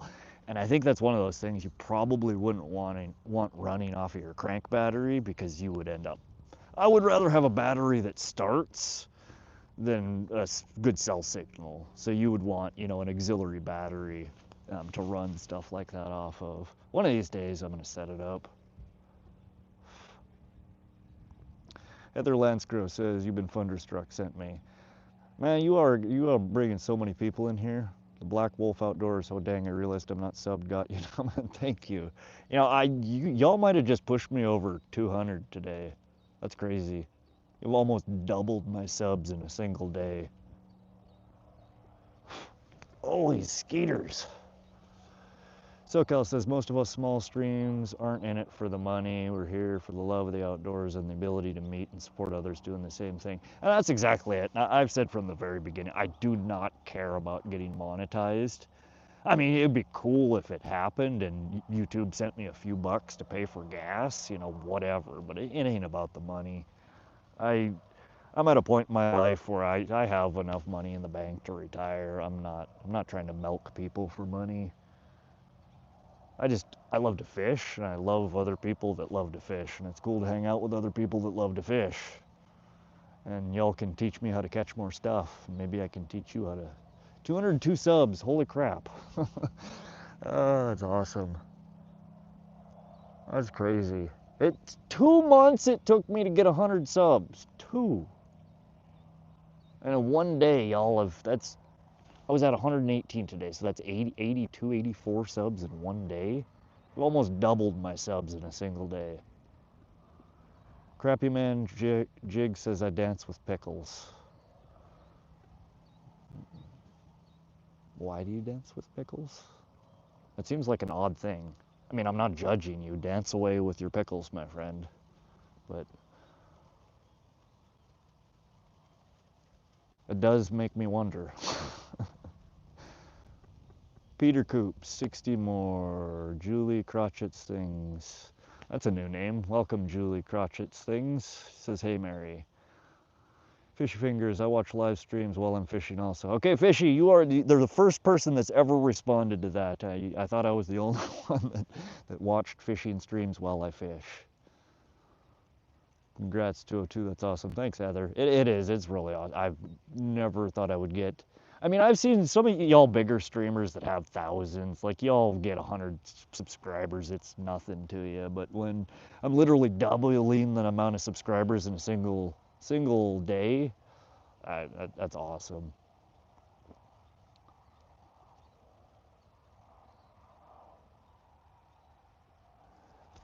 I done been in here, you too. Julie Crotches, sorry. I when I'm trying to cast out there and I miss so many things, and then I'm like right now I'm still trying to play catch up. Good Lord, I'm like 5 pages back. Every time I'm skipping through some stuff. 202 subs. Wasn't Junior Buds on Fishy Things interview last week? I don't recall what the guy's name was. I just remember he fished on a kayak, and I asked a question about, he had mentioned the Starlink on his boat, and I asked how he was powering it. Rod, you're killing it. I just broke 500 and it took me 7 months. Yeah, it's painful trying to grow channels. Like it seems like the more, and I know that it's not easier the more you get, but it seems like the more subscribers you get, you then have that base that comes in, which is enough to get YouTube to start kicking your channel out to more people. And that's what it's all about. If YouTube doesn't show your channel to anybody, nobody comes in. So once you get that base of people that come in, you know, maybe not every stream, but come in, say hi, give a thumbs up, type in a couple of chats. That's all it takes, and those are the metrics that YouTube is looking for, and then they'll show it to 100 more people or 1,000 more people, you know, and it grows exponentially at that point.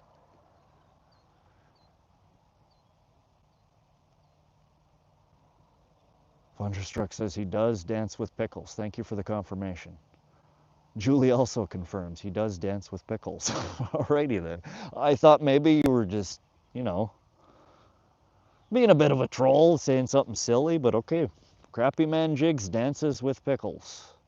It has been confirmed. You heard it here, folks. Yeah, I missed that one, Justin. Why y'all repeating me? Congrats, Rod. Ontario, thank you. I appreciate it. And Ontario is one of the first people that started joining my lives and kicking people over here. He's good peeps. In fact, that's one person that I have not yet. There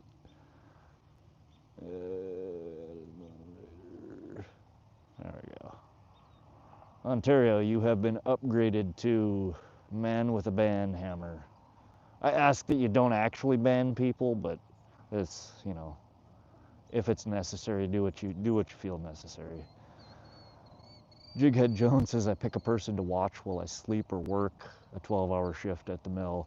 That's awesome, and I do that sometimes as well. Even if, you know, I'm not conscious or I'm not there, like I'm ready to go out fishing. If I see one of the people that I sub to is live, I toss my laptop on it.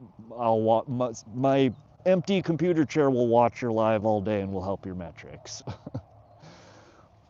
Thunderstruck says, I'm at 6.1k subs and I still get excited when I get 2-3 subs on a live. I mean, it's not yes, it's great to get more, and hell, it would be great to have thousands, tens of thousands, hundreds of thousands. But yeah, it's every time I see somebody say I subbed, you know, that's cool, man. I'm just glad that whatever, you know, I'm putting on the camera here, that you're actually enjoying it enough that you'll click the button and support it. So I hear you, Thunderstruck, and that's cool. 6.1k. That's how long is it taking you to get that much? I know that. What are you at, Outfish? You're around there too. You're like 5-6k. How long you two been at it?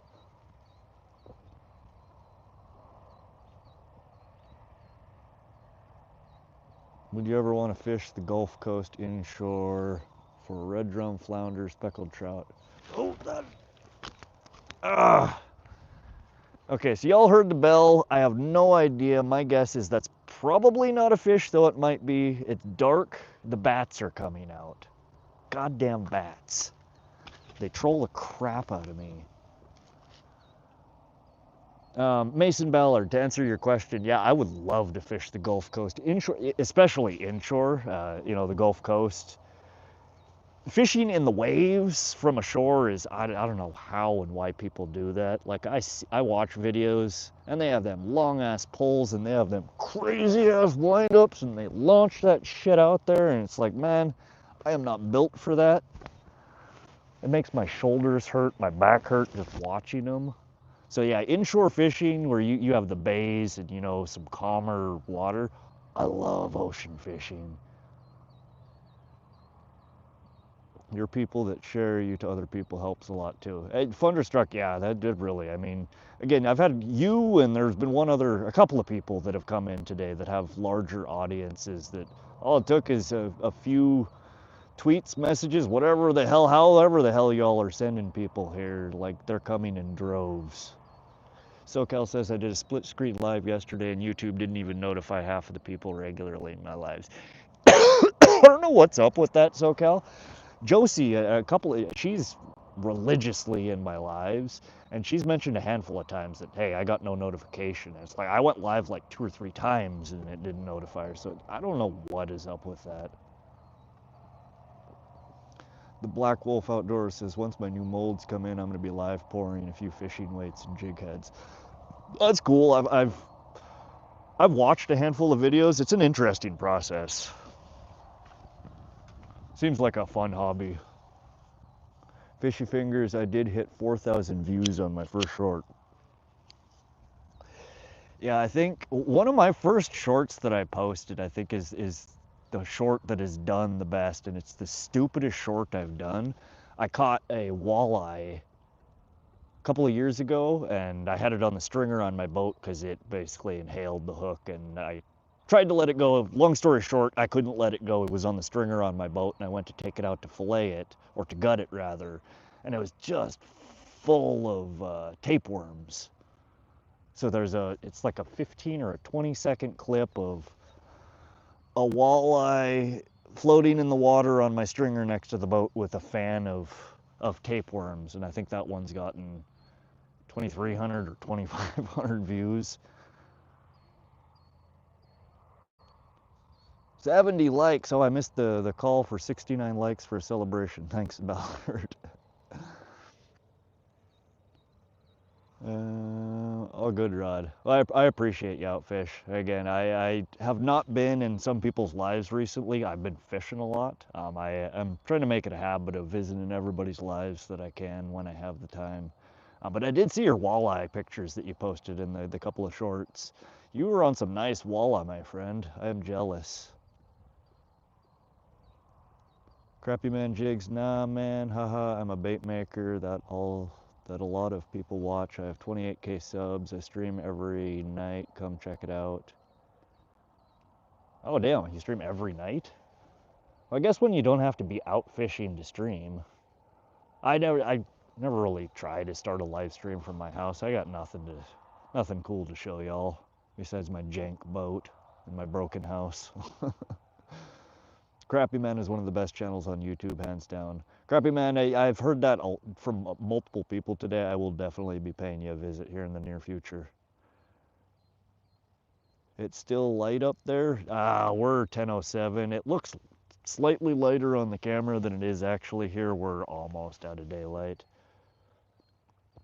Outfish says, KG, I'm sorry, man. I'm not doing Lamar Jackson edit stuff. You can find somebody else's live for that. Outfish says 6285 sub count. Yeah, that's awesome, man. You have gone up just I think I've been following you for about a month, maybe a little bit longer than that. I think you were in the low 4s when I started, so that's a ton of subs in the last month. How many actually went and looked to see if I did have 4,000 views? Fishy Fingers, I will check. I will scour through your videos and find that short sometime tonight. Outfish, Thunderstruck says, Outfish, we are neck and neck. KG, knock it off, no spamming. SoCal, y'all with the big sub counts have any tips for us smaller guys to get to that 3 to 5K? Yeah, I'd love to hear. Outfish, I don't know. Y'all ever used a software called vidIQ? I had just used the free version of it right now, but it allows you to essentially within the app follow your competitors And I think you get like 4 ads you can do for free to follow 4 different people. And when I first started, I added SoCal, I added Outfish, I added Skipjack Cindy, and I added one other guy who I've never really watched his streams, but I like his videos. They're really funny, and he's also a newer streamer, Tig something or other. But Outfish, the metrics of your channel compared to all the other ones that I watch, like you have some massive spikes in the last couple of months. Like I don't know what the hell you did, but you blew your channel up. And SoCal, that's a great question. I don't know what you did. I haven't looked back to see what videos you were posting at that time, what kind of live streams you were doing. But you did something that's interesting that the YouTube algorithm really liked. SoCal says I do tend to only go live when I'm fishing. Maybe I need to fish even more. Yes, SoCal, that's perfect logic. It gives us an excuse just to fish more. I agree. Black Wolf says, yep, I remember the tutu. I missed something.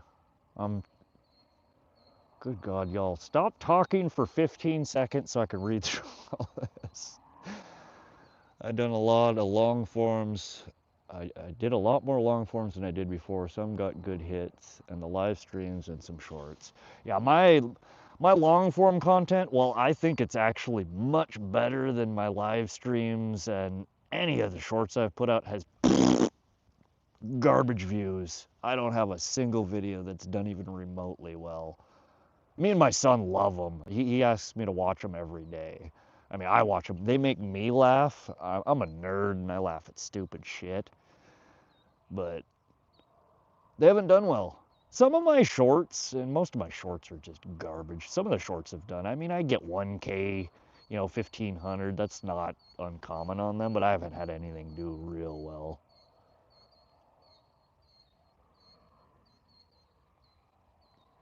SoCal says, problem here is the cost of the lake schedule. Only 2 lakes here are open 5 days a week. It blows my mind that California opens and closes access to water bodies. Like, that's just stupid. I know California does a lot of shit, and I have defended California on so many things in the past. I lived there. I understood why a lot of the things they did, why they did them. Closing water bodies makes no goddamn sense. I don't care. There's no rational explanation for it. It's just dumb. Thunderstruck says, true, James, and I only been tubing since September, not even a year yet. That's really good for not even a year, Thunderstruck. You're doing something right. Michaela Shearer says, do you fish all day sometimes? Michaela, yeah, I do. If I had my way and if I didn't have any other obligations, my ass would be from springtime until fall when it starts getting nasty and cold, my ass would be parked out in the woods fishing. I'd do it all day, every day. Mary Turner says, I could make another if you like, an extra special one for 7K. Yeah, I'm skipping too much, I'm missing too much. I apologize, y'all. I'm getting eaten by the mosquitoes and I can't see. I'm gonna wait until 10K to do something drastic again, Mrs. Turner, but I'm down at 10K for another tutu stream. Thunderstruck, you wore a tutu as a celebration for a certain sub count. Boat launch, $11. Lake permit, $11. Parking, $5. Most are only open 4 days a week. That's, they gotta monetize everything.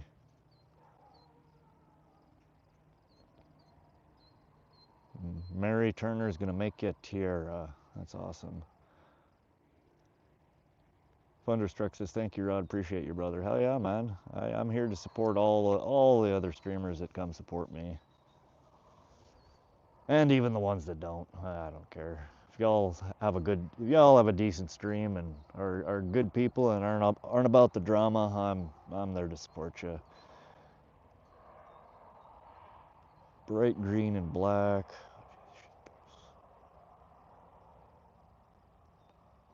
Holy crap, I have caught up on comments. I've been trying crappy jigs, bruh. It's so fun.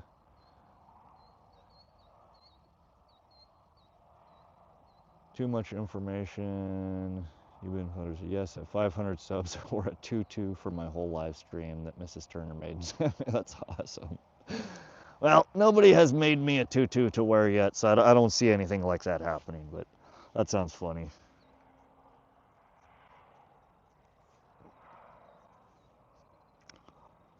That's cool. Y'all have supporters that send you shit in the mail. It's a little weird. I don't know how I'd feel about getting weird mail from y'all. I mean, it's cool. Slightly odd, but still cool. All right, I gotta start packing up here before I can't see anything at all. I just at least have to get stuff in the tote here out of the ground. I think I had 2 fishing pole holders. This is always the fun part. I don't know if y'all, I love to night fish, but I didn't bring a light and I often forget. But I use pole holders and then it gets to the point where it's so dark that the only way I can find the pole holders is by tripping over them. There we go. Found it. That's no bueno.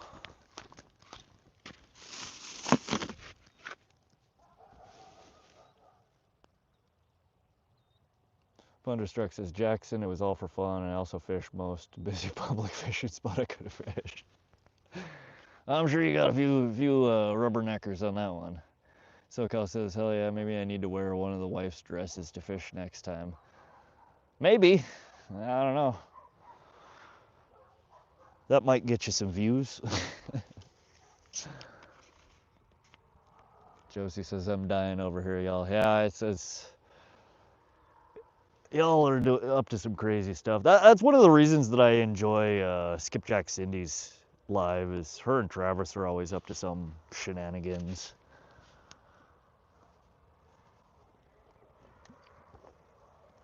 Now look what you've started. Everyone's gonna be wearing dresses and tutus by the end of the summer to fish in. It is the new official fishing garb. You're not cool unless you're wearing a tutu while fishing. Which makes me not cool. I do not own a fishing tutu yet. Black Wolf Outdoors says, well, I'm way past 500 now. I'll do it at 1K, I guess.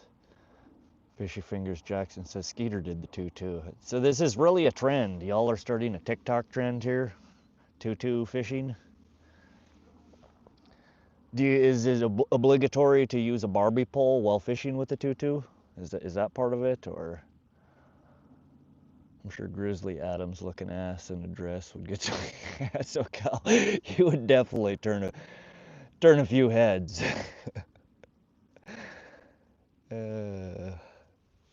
Y'all are too much.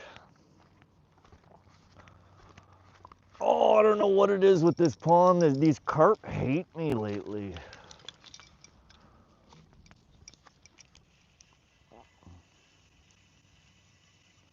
I don't know. So last year, honestly, I'm one of the only people that was carp fishing at this pond. Everybody kept asking what I was fishing for, what I was catching, because nothing else in this water body bends your pole in half. Your pole ain't, the tip of the pole ain't touching the ground when you catch shit. And this place is always packed with people fishing for bass. And they see me over there and my bell jingling and frickin' my, the pole bending in half, and then my, drag screaming, and they're like, what the hell are you catching? So I think I started kind of a trend of people fishing for carp here. And the bastards catch them and throw them on the damn bank and kill them. It's like everybody has this misunderstanding that carp are carp are carp, and that all carp are invasive and all carp are bad. So between that and the damn winter kill, I think most of the carp are dead and gone in this water body. That, or they just completely changed their feeding habits, which doesn't make sense to me. If they were in here, they'd be biting off all the same crap they bit off last year. I think somebody's off them between Mother Nature and people leaving them on the damn bank. God, that reminds me, I was at, last week I streamed from Lake Helena. A lot of you were in that stream or came to check it out. And I stopped at the boat launch there, and there was a pile. There had to have been 50 dead carp. Big carp, 8 to 10 pound plus, like nice carp. Somebody has just been fishing the crap out of that water body at the dock and killing all of them. Like, I don't understand why people do that. There's no reason. If you're not gonna eat it, put it back in the damn water. Unless it truly is an invasive species and Fish, Wildlife, and Park is asking you to get rid of it.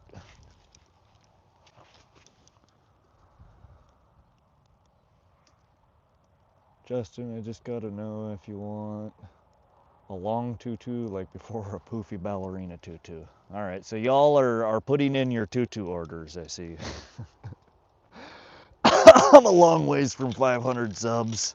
I don't think I'll need my tutu anytime soon unless y'all do crazy stuff with my live like you did today. 71 likes. What is this? Y'all are insane. Thunderstruck has gone with the poofy version. Good choice. Good choice. SoCal says, I actually just found a place with smallmouth here. Problem is it's 118 out there in the daytime right now. Man, living in the desert is rough, man. I could not hack that. I don't know how you function in 118 degree weather.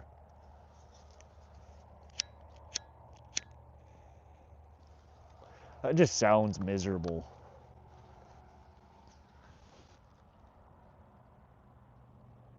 Yeah, it's cool you found a spot that's got them.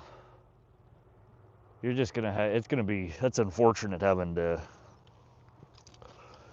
deal with weather like that to do it though. Oh, zip up my pockets here before I lose stuff.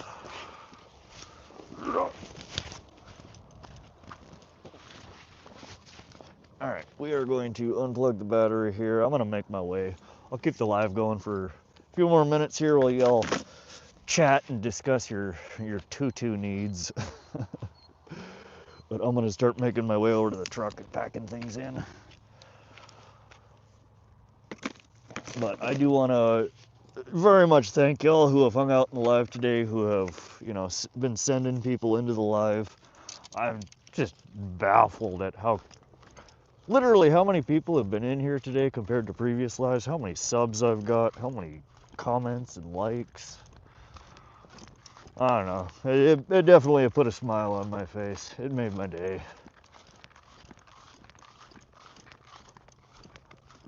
Oh God, it is dark.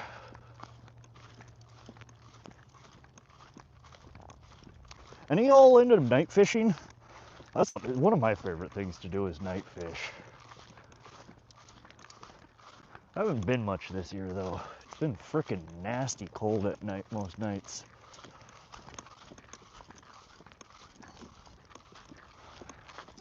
I've been wanting to. I need to get the wiring finished on my boat. That's what I've been really wanting to do, is take the boat out and do some night fishing. I don't have all my nav lights and shit set up yet though.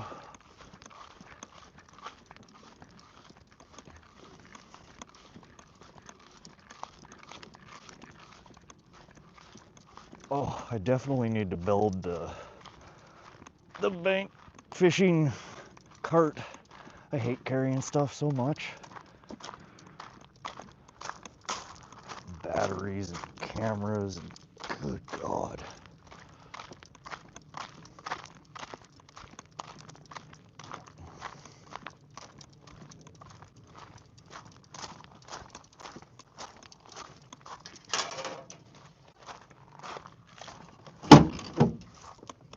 Oh.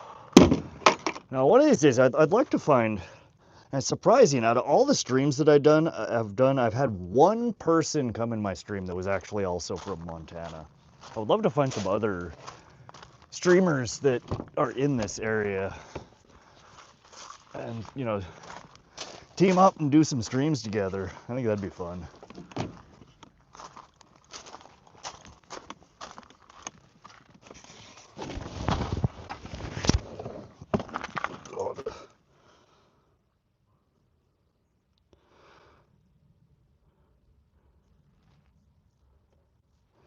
Thunderstruck says, oh yeah, I love night fishing. Outdoors says 90% of my fishing is bank fishing. I've been doing a lot of bank fishing lately. I prefer to fish from my boat when possible. I do still love bank fishing though. Most of my carp fishing is done from bank. SoCal says, I'd love to night fish. Unfortunately, California closes the lakes at sunset. Leave it to California to close a goddamn lake. Black Wolf says 99.9%. Okay. So every once in a while you fish in a boat. Pier Coop says, I'm on my way to 300. 300 subs, Pier? That's pretty damn good. Fishy Fingers says, I did that Friday night until 4 a.m. Do you have any luck, Fishy? There's one species around here that I've been trying for a few years now to catch, that you can catch them during the day, but apparently the luck is much better at night. I don't know if y'all have them around there. They're called burbot or ling. Really weird looking fish. They're like half fish, half eel, and the big ones look like genetic mutant tadpoles. I don't know. They're neat fish. But they're in a whole bunch of water bodies around here. I've never managed to snag one. I know a whole bunch of people that I know have, randomly caught one over the years. I've never managed to hook into one though. But apparently they bite way better at night. So that's one of the things that I would love to target for a night fishing outing. Ooh, shit, breaking stuff. Sorry.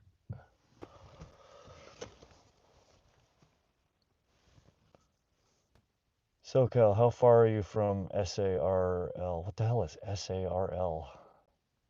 Santa Ana. I don't know what that is.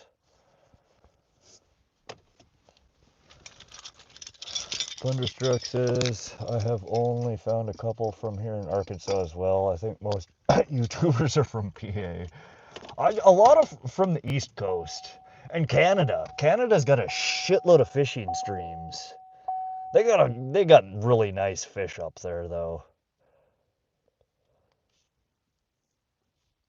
PA though, I don't know how many people at Thunderstruck I've run into that are from PA. Couple I get that there have been a few people from Pennsylvania in my streams. I want to set up a saltwater tuna charter and have all the freshwater streamers come fish tuna. That'd be cool as hell, SoCal. One of these days, maybe we can arrange something like that. I think that'd be fun. Yeah, he's down in well, he's inland from San Diego, but yeah, down in San Diego area. Outdoor says I use a kayak to fish from. Okay. Yeah, I'd be too uneasy in a kayak. I'm a terrible frickin' swimmer. I never really learned how to swim well. And I don't like particularly getting wet. I love being in a boat in the water. I don't like being in the water. In a kayak just seems like I would probably spend more time in the water than in the kayak.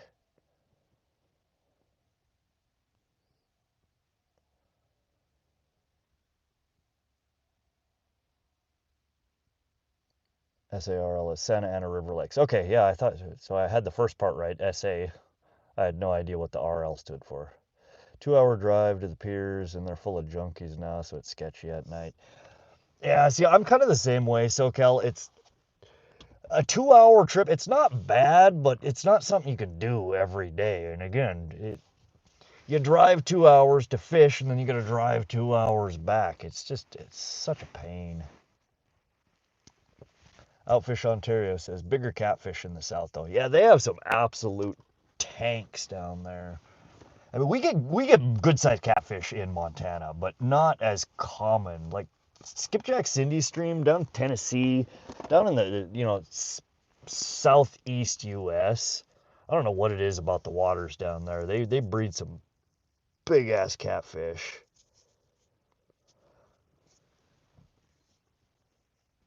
But again, Outfish, I use FishBrain, an app, and I subscribe to just in general, like pike catches, for example. You can get your stream to just feed you pike catches from all over in the world. And there are a couple of people that fish. It's probably 200-300 miles north of me. They're over in western, like Alberta, Calgary area, um, and north from there. And good God, man, it seems like every lake, every pond, every stream, every water body y'all have up there is just infested with behemoth pike. I don't know what it is, but I get jealous every time I scroll through my stream and it's like Canada, Canada, Canada, I hate you, big fish, Canada, good God. And there is some critter out here. What is that? I'm going to turn the stream around for a second. What?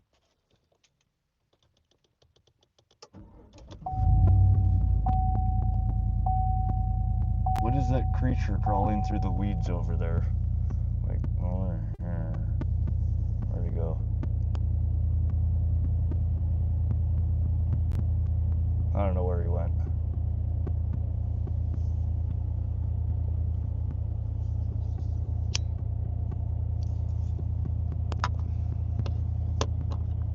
Thunderstruck says, I just don't like getting or being wet. I get cold too easy. I'm the same way, Thunderstruck. I'm a bit of a princess when it comes to that. I mean, I'm okay with a little bit of water here and there, but we go fishing. People want to go swimming. I don't go swimming. You all can swim. I ain't getting in the water. No thanks.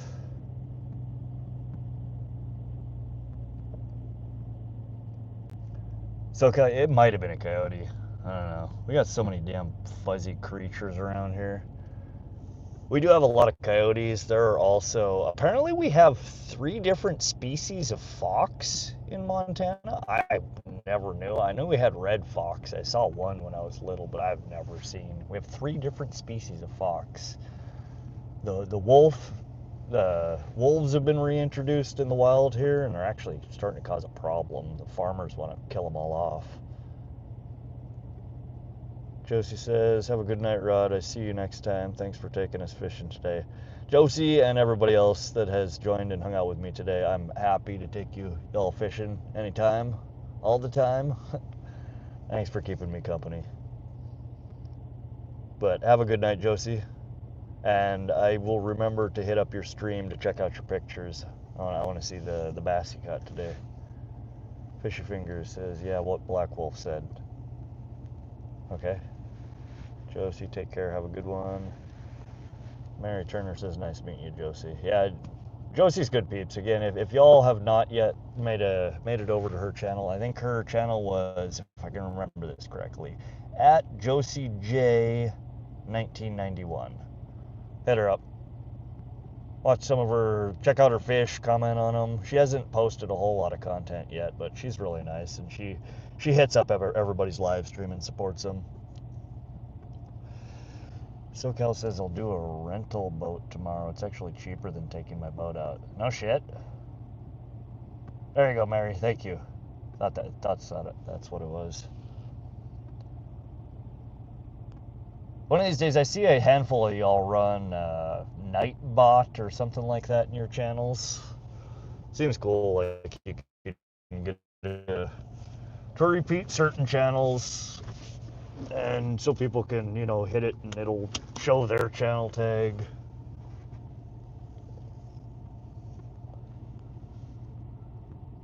Black Wolf Outdoors says Josie's another YouTuber that lives an hour north of me. Wow, y'all are that close. That's cool.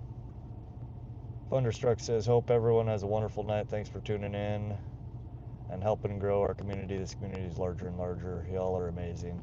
I agree, Thunderstruck. Thank you all. Thank you for joining and hanging out and chatting. And it's been a really good stream today. We caught a bunch of garbage fish, but hey, we don't get the lunkers every day. You gotta take the little ones with the big ones.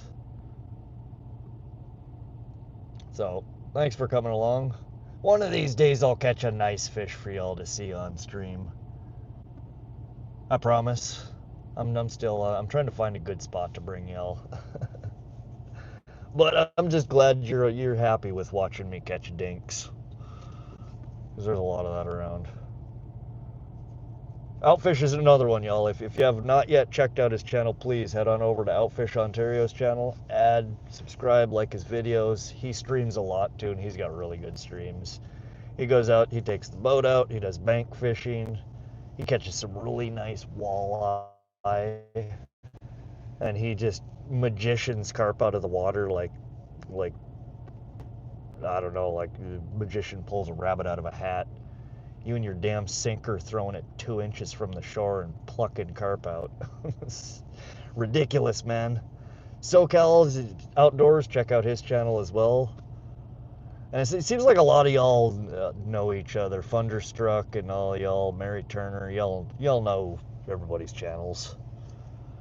I think I'm gonna start getting a list of channels to add. I think I'm gonna take like on my community page, I'm gonna make a post and edit it every time I find a new good fishing channel, so I can just kind of combine all of them into one spot for y'all to hit up and look at. You're all it seems like it. Y'all know each other. It's crazy. I got like 2 or 3 different groups of people here, it seems like, and everybody, at least some people from one group know people from the other group, and it's interesting. SoCal, what's your at? Would like to sub. Yeah, it's SoCal. I have not yet memorized yours. Can you drop your at in the channel for people? We'll get you a few subs as well.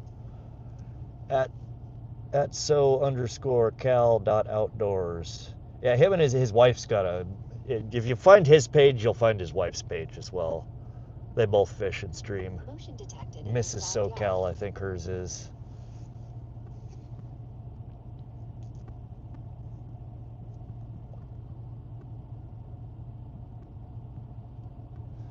Black Wolf Outdoors says, yep, we know each other. I seen you around a while. Want to see. Thought you were a troll at first, though, and almost timed you a couple times. Yeah.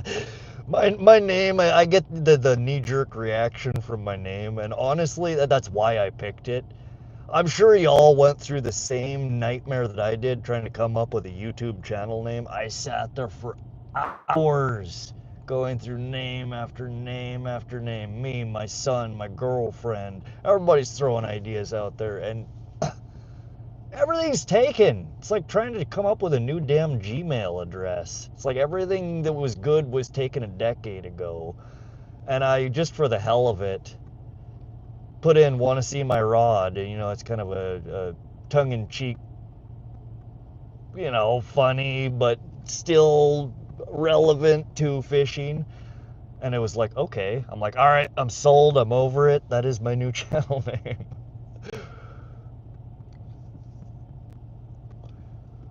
But I get some interesting reactions to it. Honestly, it was kind of embarrassing.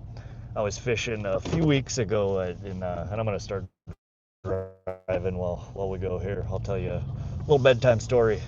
So I was fishing out in Benton, Montana a few weeks ago, catfishing.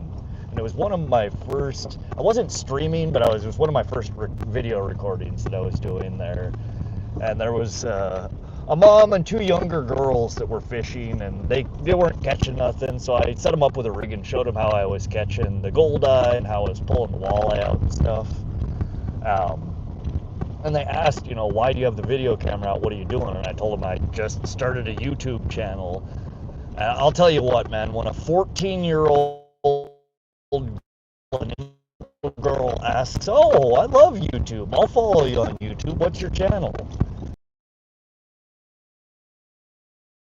And telling a channel name on YouTube was "Want to See My Rod." I felt bad. I don't know.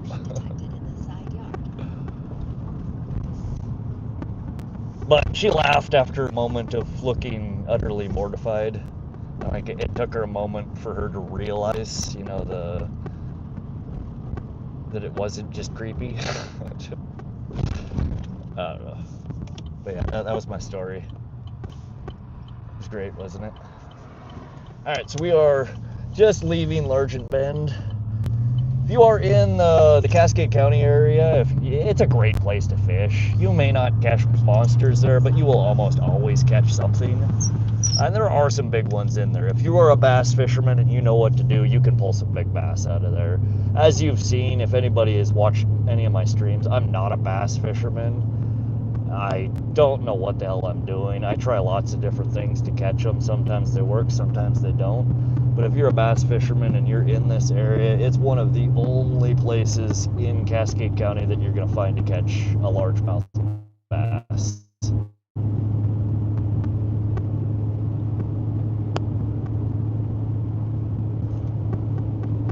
Wolf says mine was going to be black sheep outdoors. Then I was like, nah, I'm no sheep. Maybe a wolf, and boom. That works, man. It's a good channel name. But yeah, I definitely know. I had realized the pain of trying to come up with a name. I used to stream years and years ago. I used to stream and make videos on YouTube before it was popular. I mean, I'm talking like back in MySpace days. I used to post content. I think I had, at one point in time, I had about 10,000 subscribers. I play acoustic guitar and sing a little bit. I haven't really done it in years, but I had a fairly decent following on YouTube for years with my music content. But I kind of fell out with that. I killed the channel and took down all my content, and now I'm back. It was crazy to me that they put in the requirements. You used to be able to just start up a YouTube channel and you could stream. You didn't need to have a certain number of subscribers or any crap like that. But it makes me wish that I kept my channel.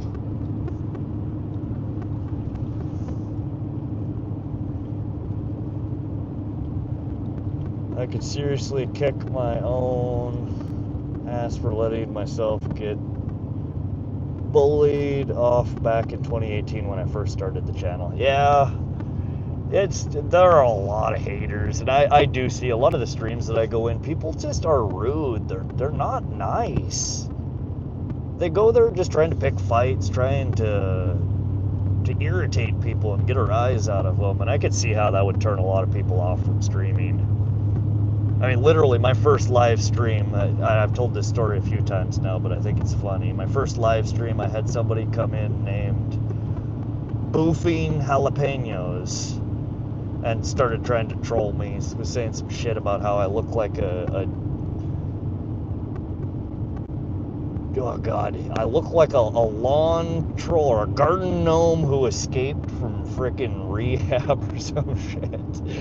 Like, just being really mean. I know I look like a hobo, but goddamn, man. You really gonna tell people that? It made me laugh. I mean, I laughed at it. Some people aren't gonna react like that, you know. Some people they don't take it well, you know, and some people got thicker skin than others. So I could just see how that would turn people off from streaming right away. Miyazaki, we are driving home, Miyazaki. I am a few minutes from the house here. SoCal says, I'm hoping that once deer season and desert season come back, it'll be able to do a bunch of different types of content everyone will enjoy. Yeah, nice to have versatility on your channel. I used to be into hunting. I'm not so much anymore. I love, you know, I'm a huge meat eater, but I don't know, the appeal of going out the freezing ass cold and hiking through the mountains to kill a deer, it just doesn't appeal to me like it used to. I still watch a lot of content like that. I enjoy it. I'm not a big winter person. Most of our hunting season here in Montana is in the thick of the winter. It gets miserable out.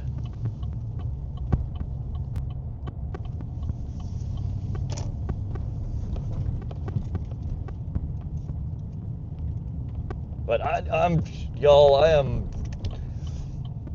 excited to hit the stop button on this stream here and see how many views I've had.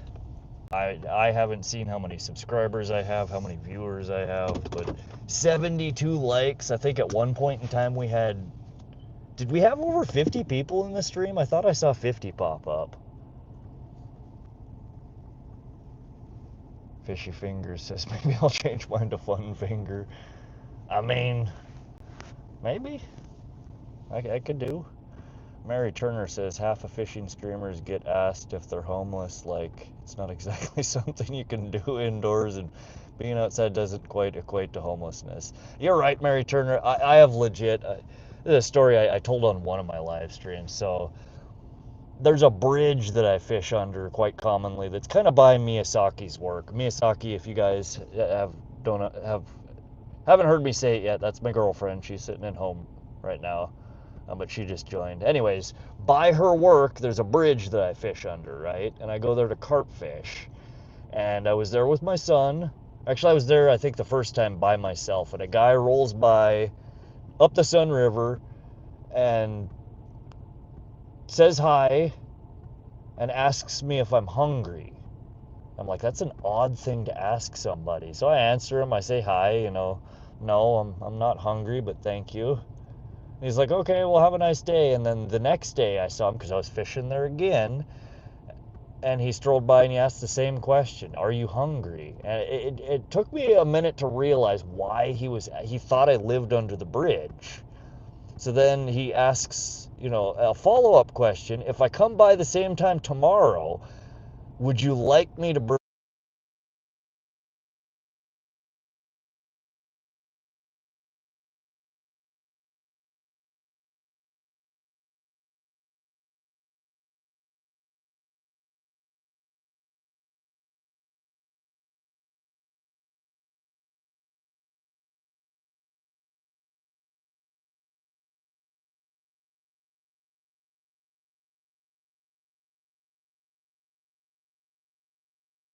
are 11 shy of 100 subs today. You guys have almost doubled my subs in one day. Yeah, I gotta screenshot it for the community posts. I'm gonna have to. Ontario, great stream. It really has been. I mean, it's all about y'all coming to hang out. We didn't catch a whole lot of fish, but we caught some fish. We hung out. I learned that apparently it's a rite of passage to wear a tutu on stream when you hit a certain number of subscribers. So I don't know if I'm gonna participate, but maybe. I don't know. Tia might have, Miyazaki over there might have a tutu I can borrow. Thunderstruck says, awesome stream, Rod, today. Great job, brother. I appreciate it.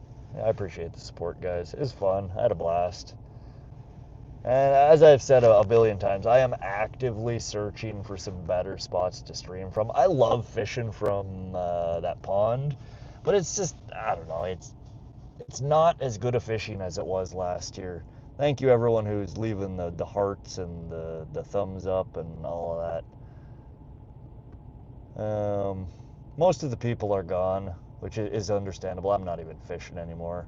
I am just saying my final goodbyes here, letting y'all finish your... I muted myself. The mic died, you're right.